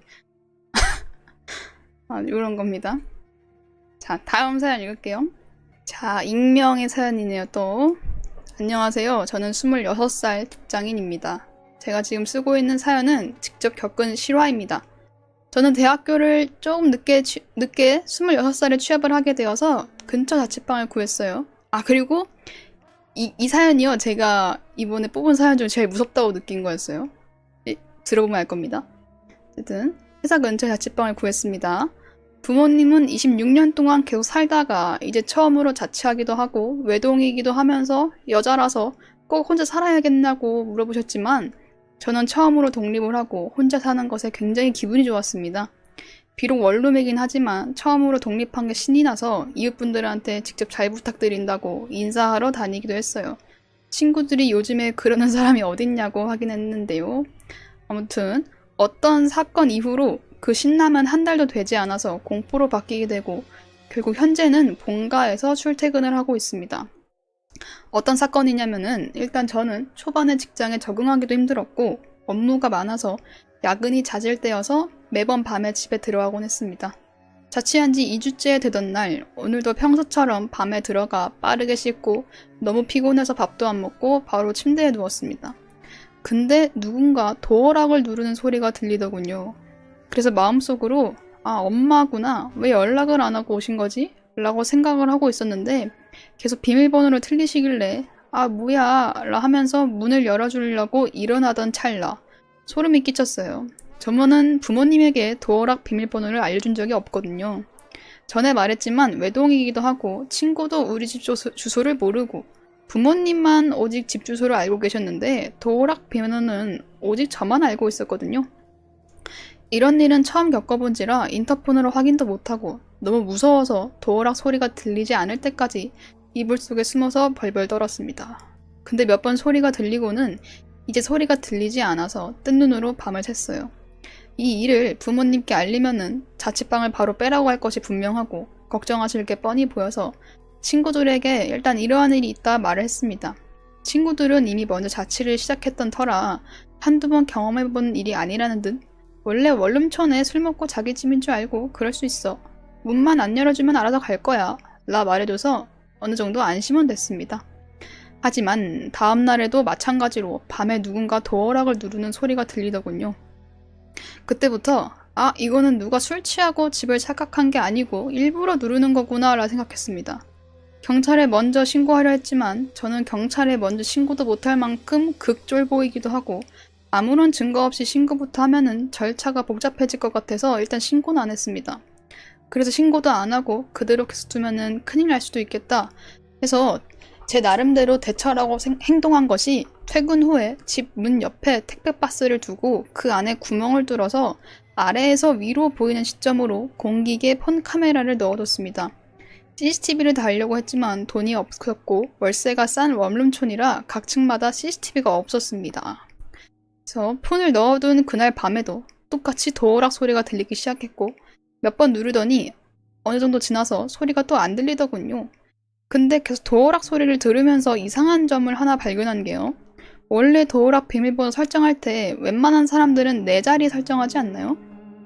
저도 도어락을 4자리로 해놨는데요. 이상하게 도어락을 4자리만 누르고 문 열림 버튼을 누르는 게 아니고 4자리 누른 다음 7, 8자리? 그 정도로 많은 도어락 번호를 누르면서 문을 열라 시도하는 겁니다. 뭔가 패턴이 있는 것처럼요. 너무 이상하고 무서워서 빨리 아침만 되기를 기다리면서 잠을 억지로라도 잤습니다. 다음날 일어나자마자 택배박스와 공기계를 집 안으로 들고 와서 보니까 폰은 꺼져 있더라고요. 폰을 충전해서 다시 보니 폰이 꺼지기 전까지 동영상이 찍힌 게 있어 확인해보니까 어떤 마른 남성분이 제 택배박스를 뚫어지게 쳐다보고 있어서 자신을 찍고 있다는 거를 들킨 걸까? 라고 생각했는데 뚫어지게 쳐다보고 나서 도어락을 누르는 모습이 보이더라고요. 당연히 누군지 모르고 한 번도 마주친 적 없는 사람입니다. 그래서 이 영상을 가지고 경찰서에 가야겠다 라는 생각으로 영상을 끝까지 봤는데 저는 여기서 진짜 울 뻔했습니다. 도어락을 4자리로 시도하지 않고 4자리 눌렀다가 번호를 많이 누르면서 문을 열려고 시도한다고 했잖아요. 카메라 시점이 대각선 아래에서 위다 보니까 도어락 번호를 누를 때 어떤 번호를 누르는지 얼추 보였는데 정말 말도 안 되는 숫자 조합으로 누르고 있는 거였어요. 0000도 아니고 1234도 아니고 문을 열려면은 원래 이 번호부터 시작할 텐데요. 그래서 도대체 무슨 번호지? 라 계속 보는데요. 알고 보니까 제 휴대폰 번호더라고요. 010을 제외한 나머지 8자리 제 휴대폰 번호를 이용해서 도어락 번호를 누르고 있더라고요. 예를 들어 1234-5678 이 제 번호라면요. 1234 다음에 5678 그리고 다음에 1234-5678 다음에 5678-1234 이런 식으로 도대체 내 번호를 어떻게 아는 거지? 라는 생각조차 하지 않고 바로 경찰에 신고하고 부모님께 말씀드려서 일단 짐을 놔두고 본가로 갔습니다. 그리고 다시 이사를 위해서 이삿짐을 다 싸고 본가로 가기 전에 마지막으로 경비 아저씨한테 인사드리러 갔는데 아저씨가 이사 온 지 얼마 안 된 것 같은데 벌써 가는 거냐? 라 물으셔서 지금까지 있었던 일을 말씀드렸는데요. 그 경비 아저씨가 혹시 마른 남자였냐라 물어보더라고요. 그래서 제가 혹시 아는 사람이냐? 물어보니까 경비 아저씨가 최근 들어서 아파트 동 앞에 쓰레기 봉투 놓는 곳에 냄새가 너무 심해서 확인해보니까 어떤 마른 남자가 쓰레기통 봉투를 헤집고 열고 다녀서 말다툼했었다 하더라고요. 그래서 저는 정신이 좀 이상한 사람인가 노숙자인가 했는데 생각해보니 아마 제 쓰레기 봉투 열어서 그 속에 있는 택배종이나 배달 영수증에 적혀있는 제 개인정보를 찾아가서 그 휴대폰 번호로 문을 열려고 시도한 게 아닌가 했습니다. 저는 예전부터 휴대폰 번호가 아니라 통장 비밀번호나 아이디에 사용하는 고유 번호가 있어서 똑같이 그 번호로 도어락 번호를 설정했는데요. 만약 따로 고유 번호가 아닌 제 휴대폰 번호로 도어락을 설정했다면 큰일이 났을 거예요. 그리고 지금 글을 쓰면서도 이상하게 생각한 게요. 도대체 왜 똑같은 번호로 문을 열라 시도했을까요? 분명히 한 번 시도해서 안 되면은 그 번호는 안 될 텐 말이죠. 지금 생각이 든 게 계속 자신이 도어락 번호를 따려고 시도하고 있다는 거를 집주인도 알고 있는 걸 인지해서 집주인이 도어락을 열지 못하게 자신의 개인정보인 휴대폰 번호로 도어락을 바꾸기만을 기다리면서 계속 시도를 하고 있던 게 아닐까 싶습니다. 여기까지 제가 겪었던 경험이에요. 말씀드리고 싶은 거는요. 무조건 쓰레기 버릴 때는 전화번호나 이름이 있는 정보는 찢으시고 통장 비밀번호도 도어락 번호든 본인 전화번호 설정하는 게 아니고 나만 사용하는 고유번호 하나 생각하고 설정해 두셨으면 좋겠어요. 찾아보니까 전화번호 뒷자리 이용해서 계좌 털린 사람도 많다 합니다. 요런 사연인데요. 무섭죠? 이게 제일 무서웠어. 이번 사연 중에. 도대체 무슨 번호 할까 했는데 휴대폰 번호라는 말도 안 되는 그 휴대폰 번호로 비밀번호 설정한 사람 되게 많아요. 특히 휴대폰 번호 맨 뒷자리가 그냥 본인 비밀번호 설정하는 경우가 많아. 슈말커지 비밀번호 1234? 나 옛날에 대학생 때 자취하던 여자친구인데 그 초기 비밀번호가 1234잖아요. 보통 1234거나 2580 이렇게 세로로 일직선. 걔네 집 비밀번호가 1234였거든요. 초기 비밀번호가. 근데 걔 그거 끝까지 그냥 그걸 했다? 미친 기집애지? 근데 뭐 큰일이 나진 않았는데 그냥 처음부터 끝까지 1234로 해놨어. 그래서 내가 야 니 미쳤냐고 이거 이러면 안 된다니까 아이 아무도 안 와 이러는데 뭐 진짜 아무도 안 왔지만 그러면 안 돼요 여러분. 안일하게 생각하면 안 됩니다. 걔는 운이 좋은 거지. 응? 미친 기집애. 진짜 안 오긴 했는데 그러지 마세요. 어떻게 할지 어떻게 알아. 저는 남자인데 예전에 자취할 때 누가 문 두드리길래 그냥 아무 생각 없이 문 열었는데 생판 처음 보는 중국인이 지 몸만한 백팩 메고 멀뚱히 쳐다봐서 걔 깜짝 놀랐던 기억이 있어요. 뭐예요? 왜 여행 온 거예요? 게스트하우스인 줄 안 건가? 그 밑에 엄청난 채팅이 올라왔네요. 님 거기 들어갈 뻔함. 그 백팩에 들어갈 뻔했다. 너무 무서운 채팅이네요. 저분은 잘 있습니다. 왜 오셨을까? 망태 할아버지야? 조심하세요. 아무튼 집은 항상 조심해야 돼요. 영수증이나 이런 거 잘 챙기시고 이렇게 찢어버리세요. 그리고 이게 좀 그런 게 이렇게 찢은 다음에 한 뭉탱이로 뭉겨서 버리면은 사실 그거 핀 다음에 퍼즐 맞추게 하면은 유추할 수 있거든? 그래가지고 이게 좀 짜증이 나는 게 찢다 한들 찢은 다음에 이 쓰레기를 버릴 때 찢은 거 3분의 1 버리고 그 위에 다른 쓰레기 올리고 나머지 3분의 2 버리고 이런 식으로 좀 겹겹이 레이어드로 버려야 되는가? 라는 생각도 했거든요. 레이어드 쓰레기? 왜냐면은 퍼즐 맞추게 하면 맞출 수도 있거든. 그냥 먹을 거예요? 그래 그냥 드세요. 그러니까 그거 뒤질 정도의 사이코면은 맞추기까지 할 것 같단 말이지. 조심히 버리십시오. 자, 다음 사연 또 할게요. 익명의 사연입니다. 안녕하세요, 슈말코님. 시청자답게 나무위키에 있는 재밌는 무서운 일 소개하려 해요. 이거가 제가 이번에 공포라디오 사연 받을 때 본인이 겪은 썰 이런 것도 되는데 그냥 본인이 아는 괴담? 도시전설? 이런 것도 보내도 된다 했거든요. 그래가지고 이분이 그걸 보낸 거예요. 근데 이거를 저희가 예전에 방송에서 한번 읽었어요. 한 작년에 읽었던 것 같은데. 근데 이거 꽤 재미있는 이야기라 한국 괴담인데요. 많은 사람이 알 수도 있습니다. 읽어보겠습니다. 그래도 제목은 악귀의 땅입니다. 2000년에 근현대사를 연구하는 실명제 커뮤에 한 글쓴이가 가족에게 들은 실화를 바탕으로 글을 쓴 게 시작이라 하네요. 그 후 커뮤니티 운영자는 글쓴이와 만나서 할아버지의 유품인 염주와 부적을 직접 보았다네요. 운영자는 골동품 수집가에게 이걸 보여주고 가치가 있다는 걸 알고 글쓴이에게 그걸 자기한테 넘기라고 강요하고 글쓴이는 당연히 거부를 하다가 이 글쓴이는 회원 탈퇴하고 2001년에 이 커뮤니티는 폐쇄가 되었다고 합니다. 라고 이게 이제 무슨 이야기를 글쓴이가 들려준 건지 말씀드리겠습니다잉. 지금부터는 글쓴이가 적은 글이에요. 1960년대 초 한국전쟁이 끝난 지 약 10년이 지난 시점에서 강원도의 한 산골 마을에서 벌어진 일이야.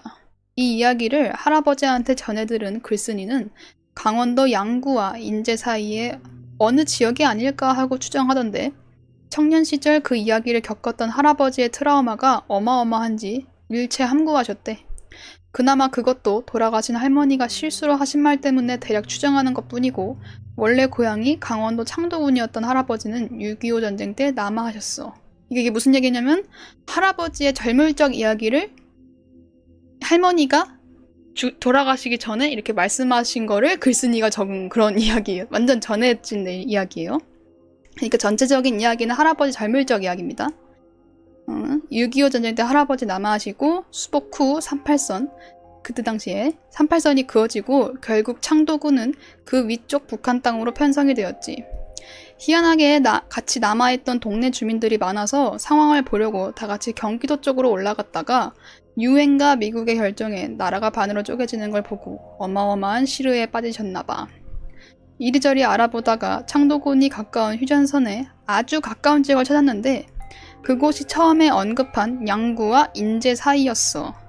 좁은 땅이지만 산 아래에 있는 땅 같지 않게 굉장히 비옥하고 각종 농사도 잘 되었어.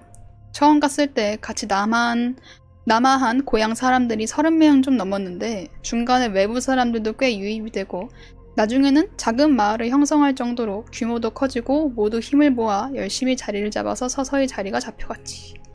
산지 12년이 좀 넘었을까? 어느 날 아침 허름한 복장의 웬 중 하나가 마을로 들어왔어. 여기저기 다니며 시주를 부탁했는데 한창 마을이 자리 잡혀갈 때니 인심이 좋아서 여기저기 돈이며 먹을 거며 스님의 행랑에 가득 챙겨드렸대. 스님? 중이 아주 고마워하며 시주를 다 받은 후 마을 중앙에 갑자기 걸터앉더니 깊은 명상 생각에 빠지더래. 오전 내내 그러고 있더니 갑자기 일어나서 누가 가르쳐주지도 않았는데 마을 이장집 앞에 서서 큰 소리로 이장님 잠시 나오시라고 기니 드릴 말이 있다고 고함을 지르는 거야. 벼락 같은 울림에 깜짝 놀란 이장이 급하게 문을 열고 나와서 연유를 물었더니 중이 이장과 집 안으로 들어가 1시간가량 이야기하더니 이장이 굉장히 침통한 얼굴로 나와서 마을에 나이가 40 이상 되는 남자들을 다 불러 모았어. 이 중의 이야기를 요약하자면은 당신네들 고향이 이곳이 아니라는 것을 안다. 이 땅은 700년 동안 사람이 살지 않는 곳이다. 원래 우거진 숲이었는데 어떤 영적인 인과에 의해서 지금과 같이 사람이 살 수 있게 보이는 비옥한 땅으로 바뀌었다. 하지만 이곳의 주인은 악귀들이다. 보통 원기나 악령과는 차원이 다른 존재이며 그들은 지옥의 야차나 나찰 같은 무서운 요괴이다. 자기들의 땅에 인간이 와서 털을 잡고 사물을 마음대로 바꾸고 땅을 뒤집으니 어찌 분노가 일지 않겠는가? 이들이 지금 금지에 걸려있어 활동을 못하는 것뿐이지 곧 풀리게 된다. 3주 안에 준비를 마치고 달포가 되기 전에 마을을 떠나야 한다. 달포가 되기 전에 마을을 떠나지 않으면은 마을은 피치감이 되어서 단 한 사람도 살아남지 못하리라. 항상 휴전선 이북의 고향을 그리워하며 살던 이들에게 이 말은 청천벽력과 또 같았지. 말을 마치고 중은 합장을 하고 한다는 말이 내가 천기누설을 한 거다. 전쟁 이후 시주를 다니는데 이렇게 부처님을 위해 자비와 정성을 마음으로 보시한 마을은 이곳뿐이었다고. 목에 걸고 있는 큰 염주와 흰색 한지에 기이한 문양이 그려진 종이 몇 개를 주며 이것은 달포 안의 요사스러운 기운에 의해 사람이 죽어나가는 걸 최대한 방지하는 것이니 잘 간직하고 달포가 지난 후에는 그것으로도 죽을 면하기 어려울 테니 어서 준비해야 된다. 이 말을 마치고 중이 쓸쓸히 뒤돌아 떠나기 시작하고 자리에서 이야기를 전해들은 마을 어른들은 넋이 나가 중의 뒤통수만 멍하니 보고 있는데 갑자기 이장이 달려나가 중의 바지깡이를 잡고 엎어지며 울골불골 사정했다는 거야. 우리는 말씀하셨다시피 고향을 등지고 남하에 그나마 가까운 철책선 인근에 자리를 잡았다고. 우리는 남쪽에 연고도 없고 겨우 자리를 잡았는데 어디로 가냐. 이게 말이 되냐며 어린아이처럼 엉엉 울었대. 60이 넘은 이장 영감이 통곡하는 걸 보고 중이 굉장히 난감한 표정으로 억지로 떼놓지도 가지도 못하고 갈팡질팡 하는데 눈치를 챈 나머지 어른들도 무르르 몰려와서 무릎을 꿇고 사정을 했어. 이런 일을 미리 알고 목숨을 구할 방도까지 말씀해주시는 도령 높은 스님이라면은 그 악귀들을 물리치고 우리가 여기 살 수 있게 해주는 방도도 아시지 않겠냐? 제발 부탁이니 가르쳐달라. 마을의 재산을 모두 털어서라도 부처님께 시주하고 차후에 마을 뒷산 중턱에 절을 세워서 대대손손 부처님을 모시는 마을이 되겠다. 라 악을 쓰며 모두 고개를 숙여 흐느끼니 중이 감고 입술을 깨물고 한참 동안 고민하더니 어차피 내 명도 얼마 남지 않은 상황. 1000기를 이미 한 번 누설했는데 2번을 못하겠소. 1000기를 누설하고 100여 명의 사람을 구한다고 내 큰 죄가 씻겨지지 알 수 없지만 중의 방도는 듣지도 보지도 못한 희한한 것이었어. 달포가 되어서 금지가 풀리고 기묘한 붉은 달이 떠서 마을을 감싸면은 죽음의 잔치가 시작이 된다. 내가 그 날을 알려줄 테니 당일날 마을의 10살을 제외한 그 밑에 어린이들을 마을 입구 당산나무 앞에 둥글게 원을 만들어 앉게 한다. 그 시간은 축시, 축시는 새벽 1시, 축시가 시작되는 때 앉은 채로 손을 마주잡고 첫 닭이 여러 번 울고 동이 트는 묘시, 묘시는 새벽 5시가 되면은 요괴들이 하늘의 명을 받아 땅속에 700년간 봉인이 될 것이니 그 후에는 당신들 말처럼 천기에 의해 인간이 살 수 있는 땅으로 바뀌게 되니 먼 훗날 요괴가 봉인에 풀리더라도 해하지 못하고 지옥으로 사라질 것이다. 단, 그 의식을 하는 동안 절대로 아이들은 감은 눈을 떠서도 서로 잡은 손을 놓아서도 안 된다. 만약 이를 지키지 않는다면 처음 말한 그대로 마을 사람들은 단 한 사람도 살아남지 못하리라.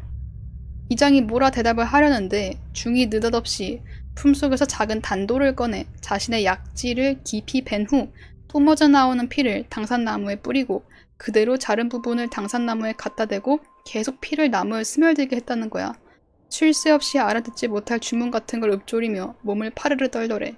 기겁한 마을 사람들은 말리지도 못하고 질린 표정으로 말합시켜보는데 이윽고 행동을 마친 중이 나는 이제 떠나니 꼭 내 말대로 하시오.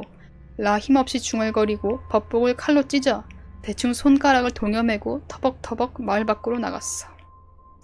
마을 사람들은 그날로 스님에게 받은 그 종이 몇 장과 염주를 청년들 중 가장 힘이 셌던 글쓴이 할아버지 집에 우선 보관했고 그날부터 마을 이장을 비롯한 중한테 같이 이야기를 들었던 어른들이 마을에 10세 미만의 아이들을 불러 다그치기도 했고 때리기도 하며 엄하게 교육하기 시작했대.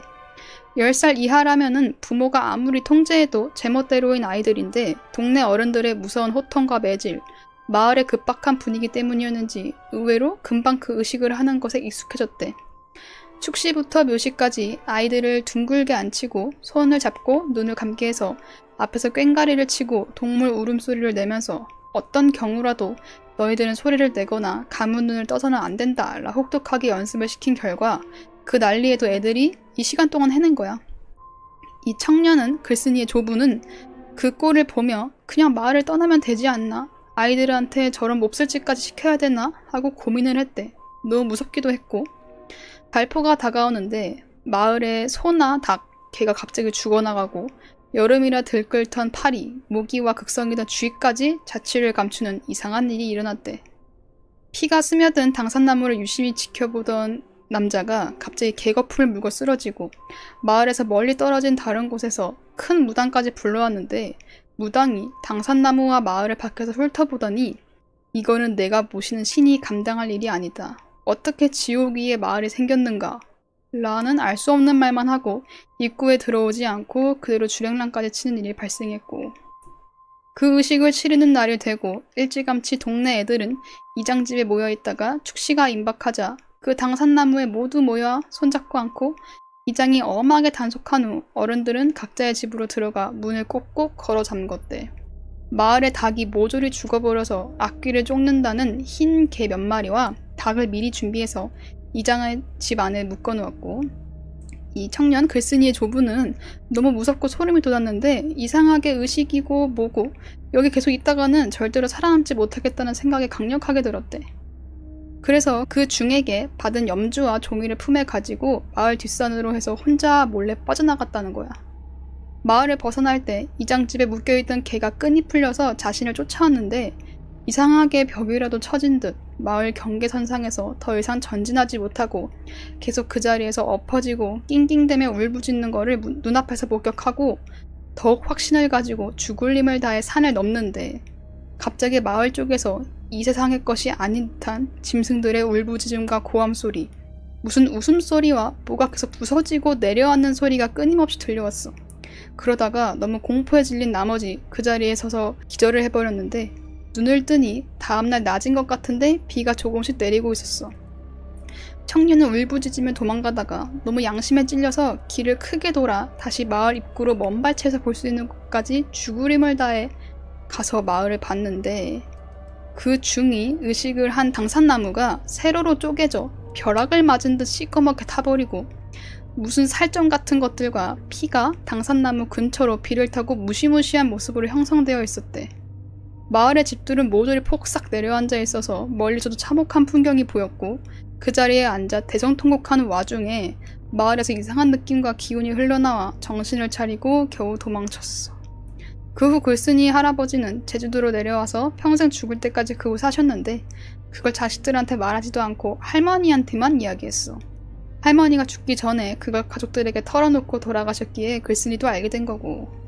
자식들은 당연히 무슨 말이냐며 아무도 믿지 않았는데 큰 고모가 어릴 적 할머니가 물건을 보관해둔 창고에서 노랗게 변한 이상한 문양이 적힌 종이를 몇 개 본 적이 있다 해서 친척과 글쓴이 가족들 사이에서 큰 논란이 되기도 했고, 이런 이야기였습니다. 할아버지가 몇 년 전 돌아가시고 너무 기억에 남아 이야기를 써본다고 했네요, 글쓴이가. 근데 이게 나무위키에 있어요. 나오죠? 강원도 악기의 땅? 2000년대 초반에 쓰였다고 알려진 불의의 사고로 인해 없어진 그 땅.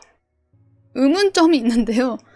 의문점은 약간 대문자 T처럼 써놨어요. 이 내용대로라면은 글쓴이의 할아버지의 트로이짓으로 인해 악기 퇴치가 실패하고 수많은 사람이 희생된 것으로 보인다. 하지만 그것만으로 설명하기에는 여러 가지 의문점이 존재한다. 우선 가장 큰 의문점으로는 왜 이주를 포기하고 마을과 주민들의 생사가 달린 일을 10살도 안 된 아이들한테 맡겼나?가 있겠다.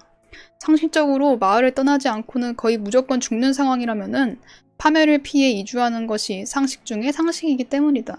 마을의 운명을 어른도 아니고 어린이들한테 맡겨 실패할 수밖에 없는 상황을 조성했다는 것. 게다가 마을을 떠날 수 없는 것도 아니기 때문에 선택지가 없는 것도 아니다. 이거는 각자 읽어보세요. 자, 다음 사연 읽을게요. 도우니짱님 사연이에요. 안녕하세요, 슈퍼말랑 코딱지님.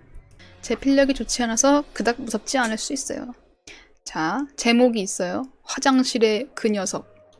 제가 처음으로 저만의 방을 얻었을 때의 일입니다. 어렸을 적부터 저는 동생과 늘 같은 방을 써왔어요. 동생과의 사이가 나쁘지 않았던지라 초등학생까지는 별다른 문제 없이 무탈하게 지내왔었지만 제가 중학교에 입학하고 나서부터는 사춘기가 세게 오는 바람에 별거 아닌 일에도 짜증을 내고 매우 예민해졌습니다. 그 때문에 같이 방을 쓰던 동생과는 거의 매일 싸웠어요. 밤낮 할 거 없이 시끄럽게 다투니까 그 상황에 질린 부모님이 특단의 조치를 내려주셨습니다. 바로 할아버지 방을 제 방으로 만들어주신 겁니다. 할아버지께서는 제가 초등학교 3학년일 때 돌아가셨어요.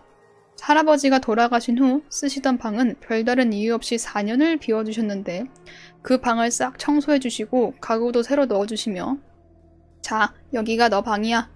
이제 동생이랑 싸울 일 없겠지? 라 했습니다. 동생은 그 말을 듣고 왜 언니만 새로운 방을 주냐고 엄청 불평했지만 저는 그저 제 방이 생긴다는 기쁨에 굉장히 신났던 기억이 납니다. 그도 그럴 게 그 방은 저희 집에 있던 방 중 제일 컸고 방 안에 화장실이 있어서 매우 편리했기 때문입니다. 저는 곧바로 동생과 같이 쓰던 방에서 제 짐을 빼 정리했습니다. 물건 배치도 새로 하고 청소기도 몇 번 돌리고 하다 보니 4시간이 순식간에 지나갔습니다. 제법 그럴듯하게 꾸며진 저의 방을 보니 매우 기쁘더라고요. 저는 뿌듯함과 동시에 졸음이 쏟아졌습니다. 피로가 한 번에 몰려와서 침대에 대자로 몸을 뻗어 누웠어요. 그렇게 저는 그대로 잠에 들었어요. 눈을 떴을 때는 캄캄한 밤이었습니다. 지금이 몇 시인가 시간을 파악하려고 핸드폰을 들렸는데 몸이 이상했습니다. 마치 침대에 서서히 빨려 들어가는 느낌이었어요. 몸이 너무 무거웠어요. 손가락 하나 까딱할 수 없었습니다. 뭐지? 지금 나 어디 묶여있나? 란 생각이 들 만큼 제 몸이 제 맘대로 되지 않았어요. 가위에 눌린 것이었어요. 심장이 쿵쾅쿵쾅 너무 빨리 뛰었습니다. 움직일 수 있는 거는 눈동자 하나뿐이었습니다. 시선을 이리저리 돌리며 사태를 파악하려 했습니다. 근데 뭔가 이상했어요. 주변이 소름 돋을 만큼 조용한 겁니다. 분명 이게 가위라면은 귀신이라고 할 법한 것이 보여야 할 텐데 아니면은 귓가에 이상한 소리라 들려야 할 텐데 그런 건 하나도 보이거나 들리지 않았습니다. 저는 점점 답답했습니다. 아이씨 뭐야? 라 생각할 때쯤 제 시선은 화장실에 딱 묶였습니다. 그 당시 제 방을 설명해드리자면은 침대 아래쪽에 바로 화장실이 있는 구조였어요. 그러니까 제가 침대에 누워있는 상태로 시선을 최대한 밑으로 깔면은 화장실이 내부까지 환하게 보였습니다. 활짝 열린 화장실 문 안으로 누군가의 형태가 흐릿하게 보였어요. 처음에는 어두워 잘 보이지 않았지만 점점 시야가 어둠에 익숙해지자 그 형태가 정확히 보였습니다. 말코님, 혹시 앞구르기 준비 자세 아실까요? 딱 그 자세였어요. 무릎을 한껏 안고 웅크린 자세가 아니고 정말 어딘가로 구르기 위해 준비하고 있는 자세요. 약간 이렇게 하는 거 있죠? 웅크리고 팔 이렇게 들어가지고 구르기 전 자세? 남자인지 여자인지 잘 구분이 안 가는 그 존재는 제가 왜 화장실에서 앞구르기를 준비하고 있지? 라고 속으로 생각하자마자 화장실 안을 막 굴려다녔어요. 그것도 누군가 동영상을 2배로 재색한 것처럼 대굴대굴대굴대굴대굴. 그나마 움직일 수 있었던 시선도 묻어버려서 움직이지 않았습니다. 한참을 보고 있다가 저는 겨우겨우 쌍욕을 뱉으며 가위에 깼습니다. 몸을 움직일 수 있게 되자마자 바로 소리를 지르며 거실로 뛰쳐나와 가족들을 다 깨워 엉엉 울었습니다. 그렇게 저는 제 부모님이 만들어진 방을 하루도 안 되어서 다시 동생과 같이 쓰게 됐습니다. 그 일이 있고 난 후 혼자 방에 있는 것을 정말 무서워하게 되었어요. 그래서 9년이 지난 지금도 동생과 같이 쓰고 있습니다. 그리고 이야기가 또 있는데요. 그 당시 제가 포기하고 나온 그 방을 동생도 자기 방으로 만들어 써봤는데요.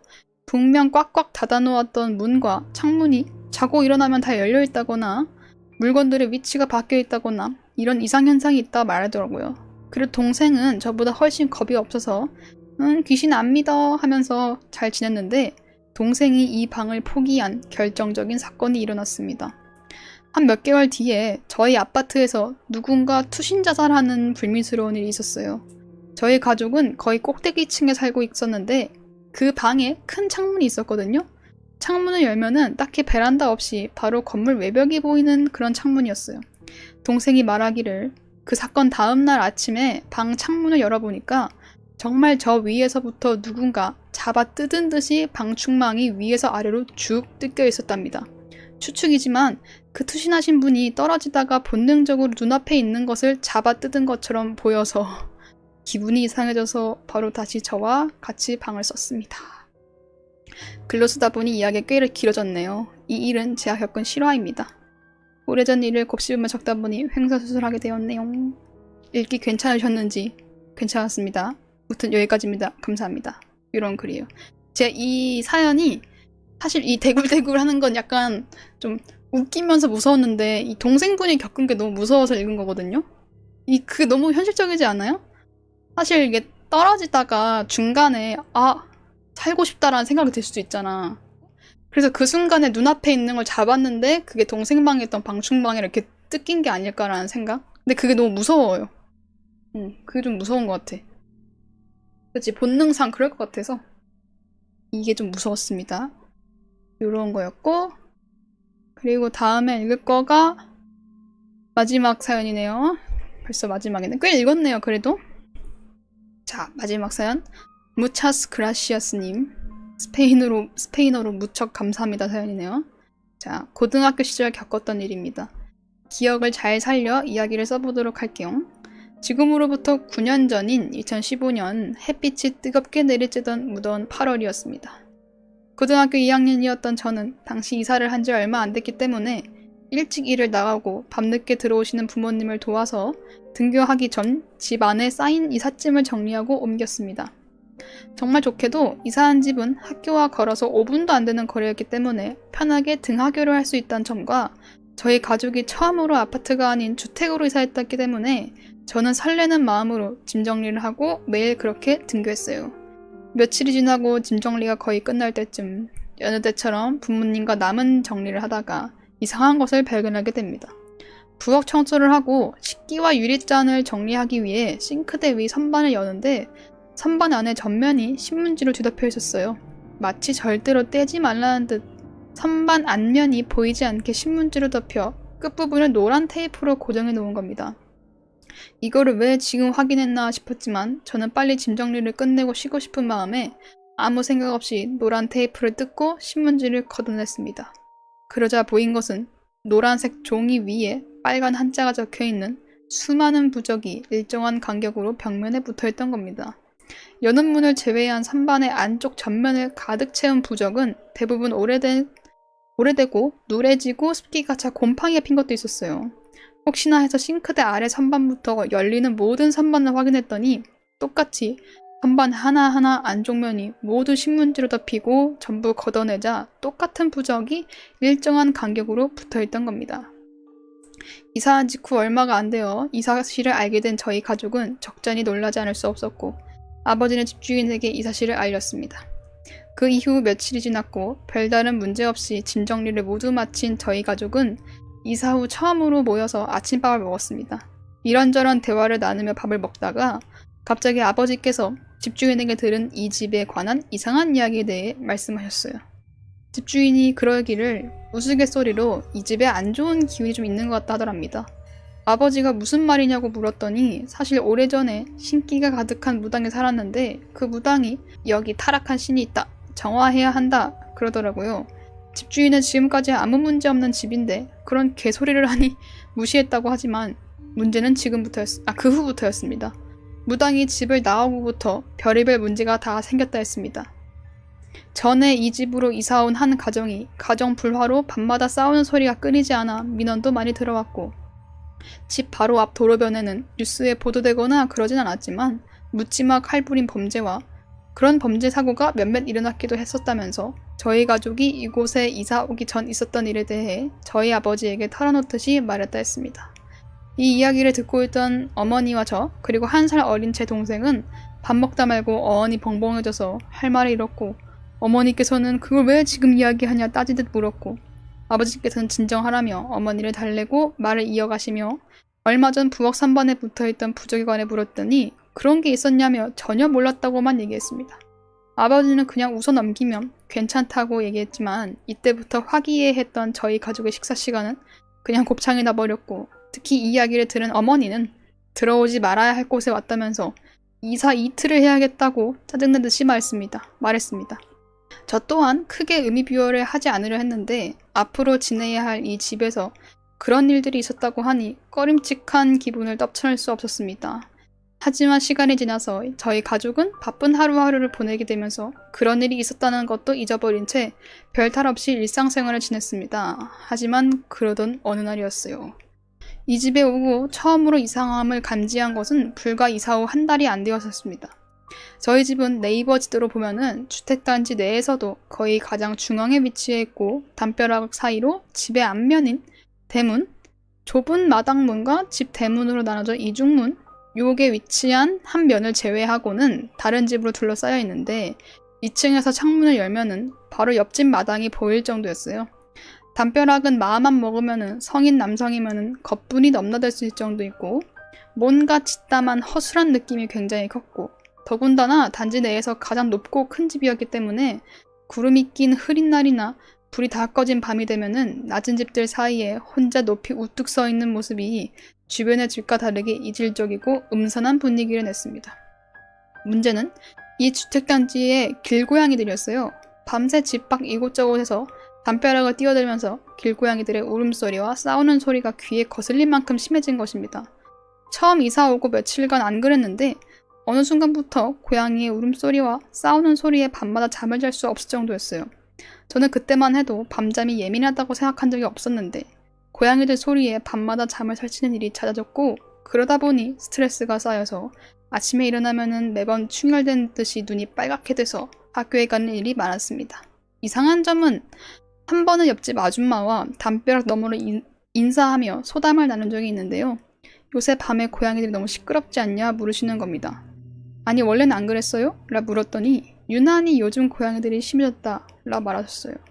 그 이후로도 날이 갈수록 밤에 잠을 못 자게 돼서 평소에 잘 느끼지 못했던 담벼락 너머 다른 집에서 나오는 여러 작은 소음에도 스트레스를 받아 사소한 일에도 신경 쓸 적이 되기도 하고 더운 여름날 창문 사이로 스며드는 바람 소리만 들어도 유령인 듯 느껴졌고 온갖 이상한 생각에 밤만 되면은 스트레스로 피폐해져만 가는 것 같았어요. 이때까지만 해도 그냥 그러려니 하며 시간이 지나면 괜찮아지겠다 라 생각했습니다. 하지만 그러던 어느 날이었어요. 학교 점심시간이 되고 저는 학교 급식을 먹지 않고 집으로 가 잠을 자기로 했어요. 앞서 말했다시피 학교와 집은 걸어서 5분도 안 됐습니다. 학교 수업을 열심히 듣는 성실한 학생이었던 저는 수업 시간에 졸 수가 없어서 그날따라 점심을 포기해서라도 집에서 잠깐 잠을 자고 오기로 했어요. 30분 꿀잠을 자고 수업 종이 울리기 10분 전에 나오면은 시간이 맞았기 때문입니다. 저는 점심이 시작되자 학교 뒷문으로 나와서 학생들이 몰려있는 문방구점을 지나 집으로 걸어갔습니다. 그리고 30분 꿀잠을 자고 집으로 나와 다시 학교 뒷문으로 걸어오고 있었습니다. 문제는 이때 발생했어요. 갑자기 걸어가는 제 뒤로 차 한 대가 멈춰서더니 조수석에서 중년의 여자가 내리고 그 뒤로 운전석에서 남자가 내리더니 여자는 한 손에 핸드백을 쥐고 거친 숨소리를 내며 뒤에서 제 어깨를 퍽 치고 달리더니 문방구점 안으로 문을 박차고 들어가는 겁니다.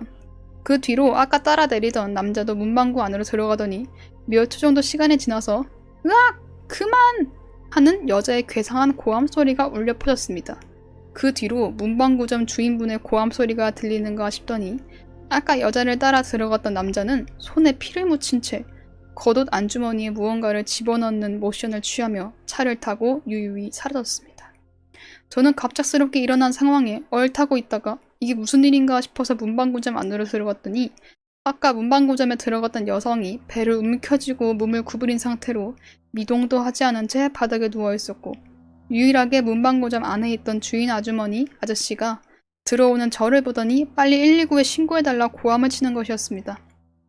저는 너무 깜짝 놀래 어떻게 해야 할지 몰라서 망설이다가 학교에서 핸드폰을 거뒀기 때문에 문방구 아저씨의 핸드폰을 받아 빠르게 신고했고 아주머니와 아저씨는 쓰러진 여성을 응급처치한다고 정신없이 움직이는데 제가 어쩔 줄 몰라 가만히 있는 모습을 보더니 아주머니께서 학생은 이제 들어가 보라며 여기 일은 본인들이 알아서 하겠다라고 저를 보냈습니다. 그 이후에 정확히 어떻게 되는지 모르겠지만 들은 이야기로는 칼부림을 당한 여자와 가해자 남성은 동거하는 사이였고 여자가 남자에게 이별을 하자 했고 차 안에서 다투다가 남자가 나를 만나지 않으면 칼로 찔러버리겠다 협박을 하게 됐고 그 뒤로 이 일이 일어난 것입니다. 시간이 지나 저희 가족은 6개월 만에 다시 이사를 했습니다. 정말 그때 제 주변에 일어났던 기이한 일들이 그 저주받은 집과 관련이 있는 걸까요? 아직도 그 궁금증은 해결되지 않았습니다. 왜 부엌에는 선반에 모두 보이지 않게 부적이 붙어있었는지 고양이가 우리 가족이 이사하고 나서 개 지랄을 했는지 그때 칼부림 사건은 정말 우연인 건지 정말로 무당이 말한 타락한 신기가 있는 건지 이 모든 게 그냥 우연인지 지금도 의문투성이에요. 시간이 지나 이 사건은 지역 신문에 보도될 정도로 큰 사건이 되었고 정말 충격이었던 것은 저희 어머니께서 말씀하시길 하루는 2층에서 차를 마시고 있는데 바람 좀 쐬려고 창문을 열다가 우연히 건너편 앞집에 1층 창문 안을 보게 되었는데 그때 자신을 계속 쳐다보고 있던 아저씨와 눈이 마주쳤다 했습니다. 알고 보니 그 사람인 것 같다고... 요런 사연이었는데 이분이 사진을 보낸 것 같은데 잠시만요.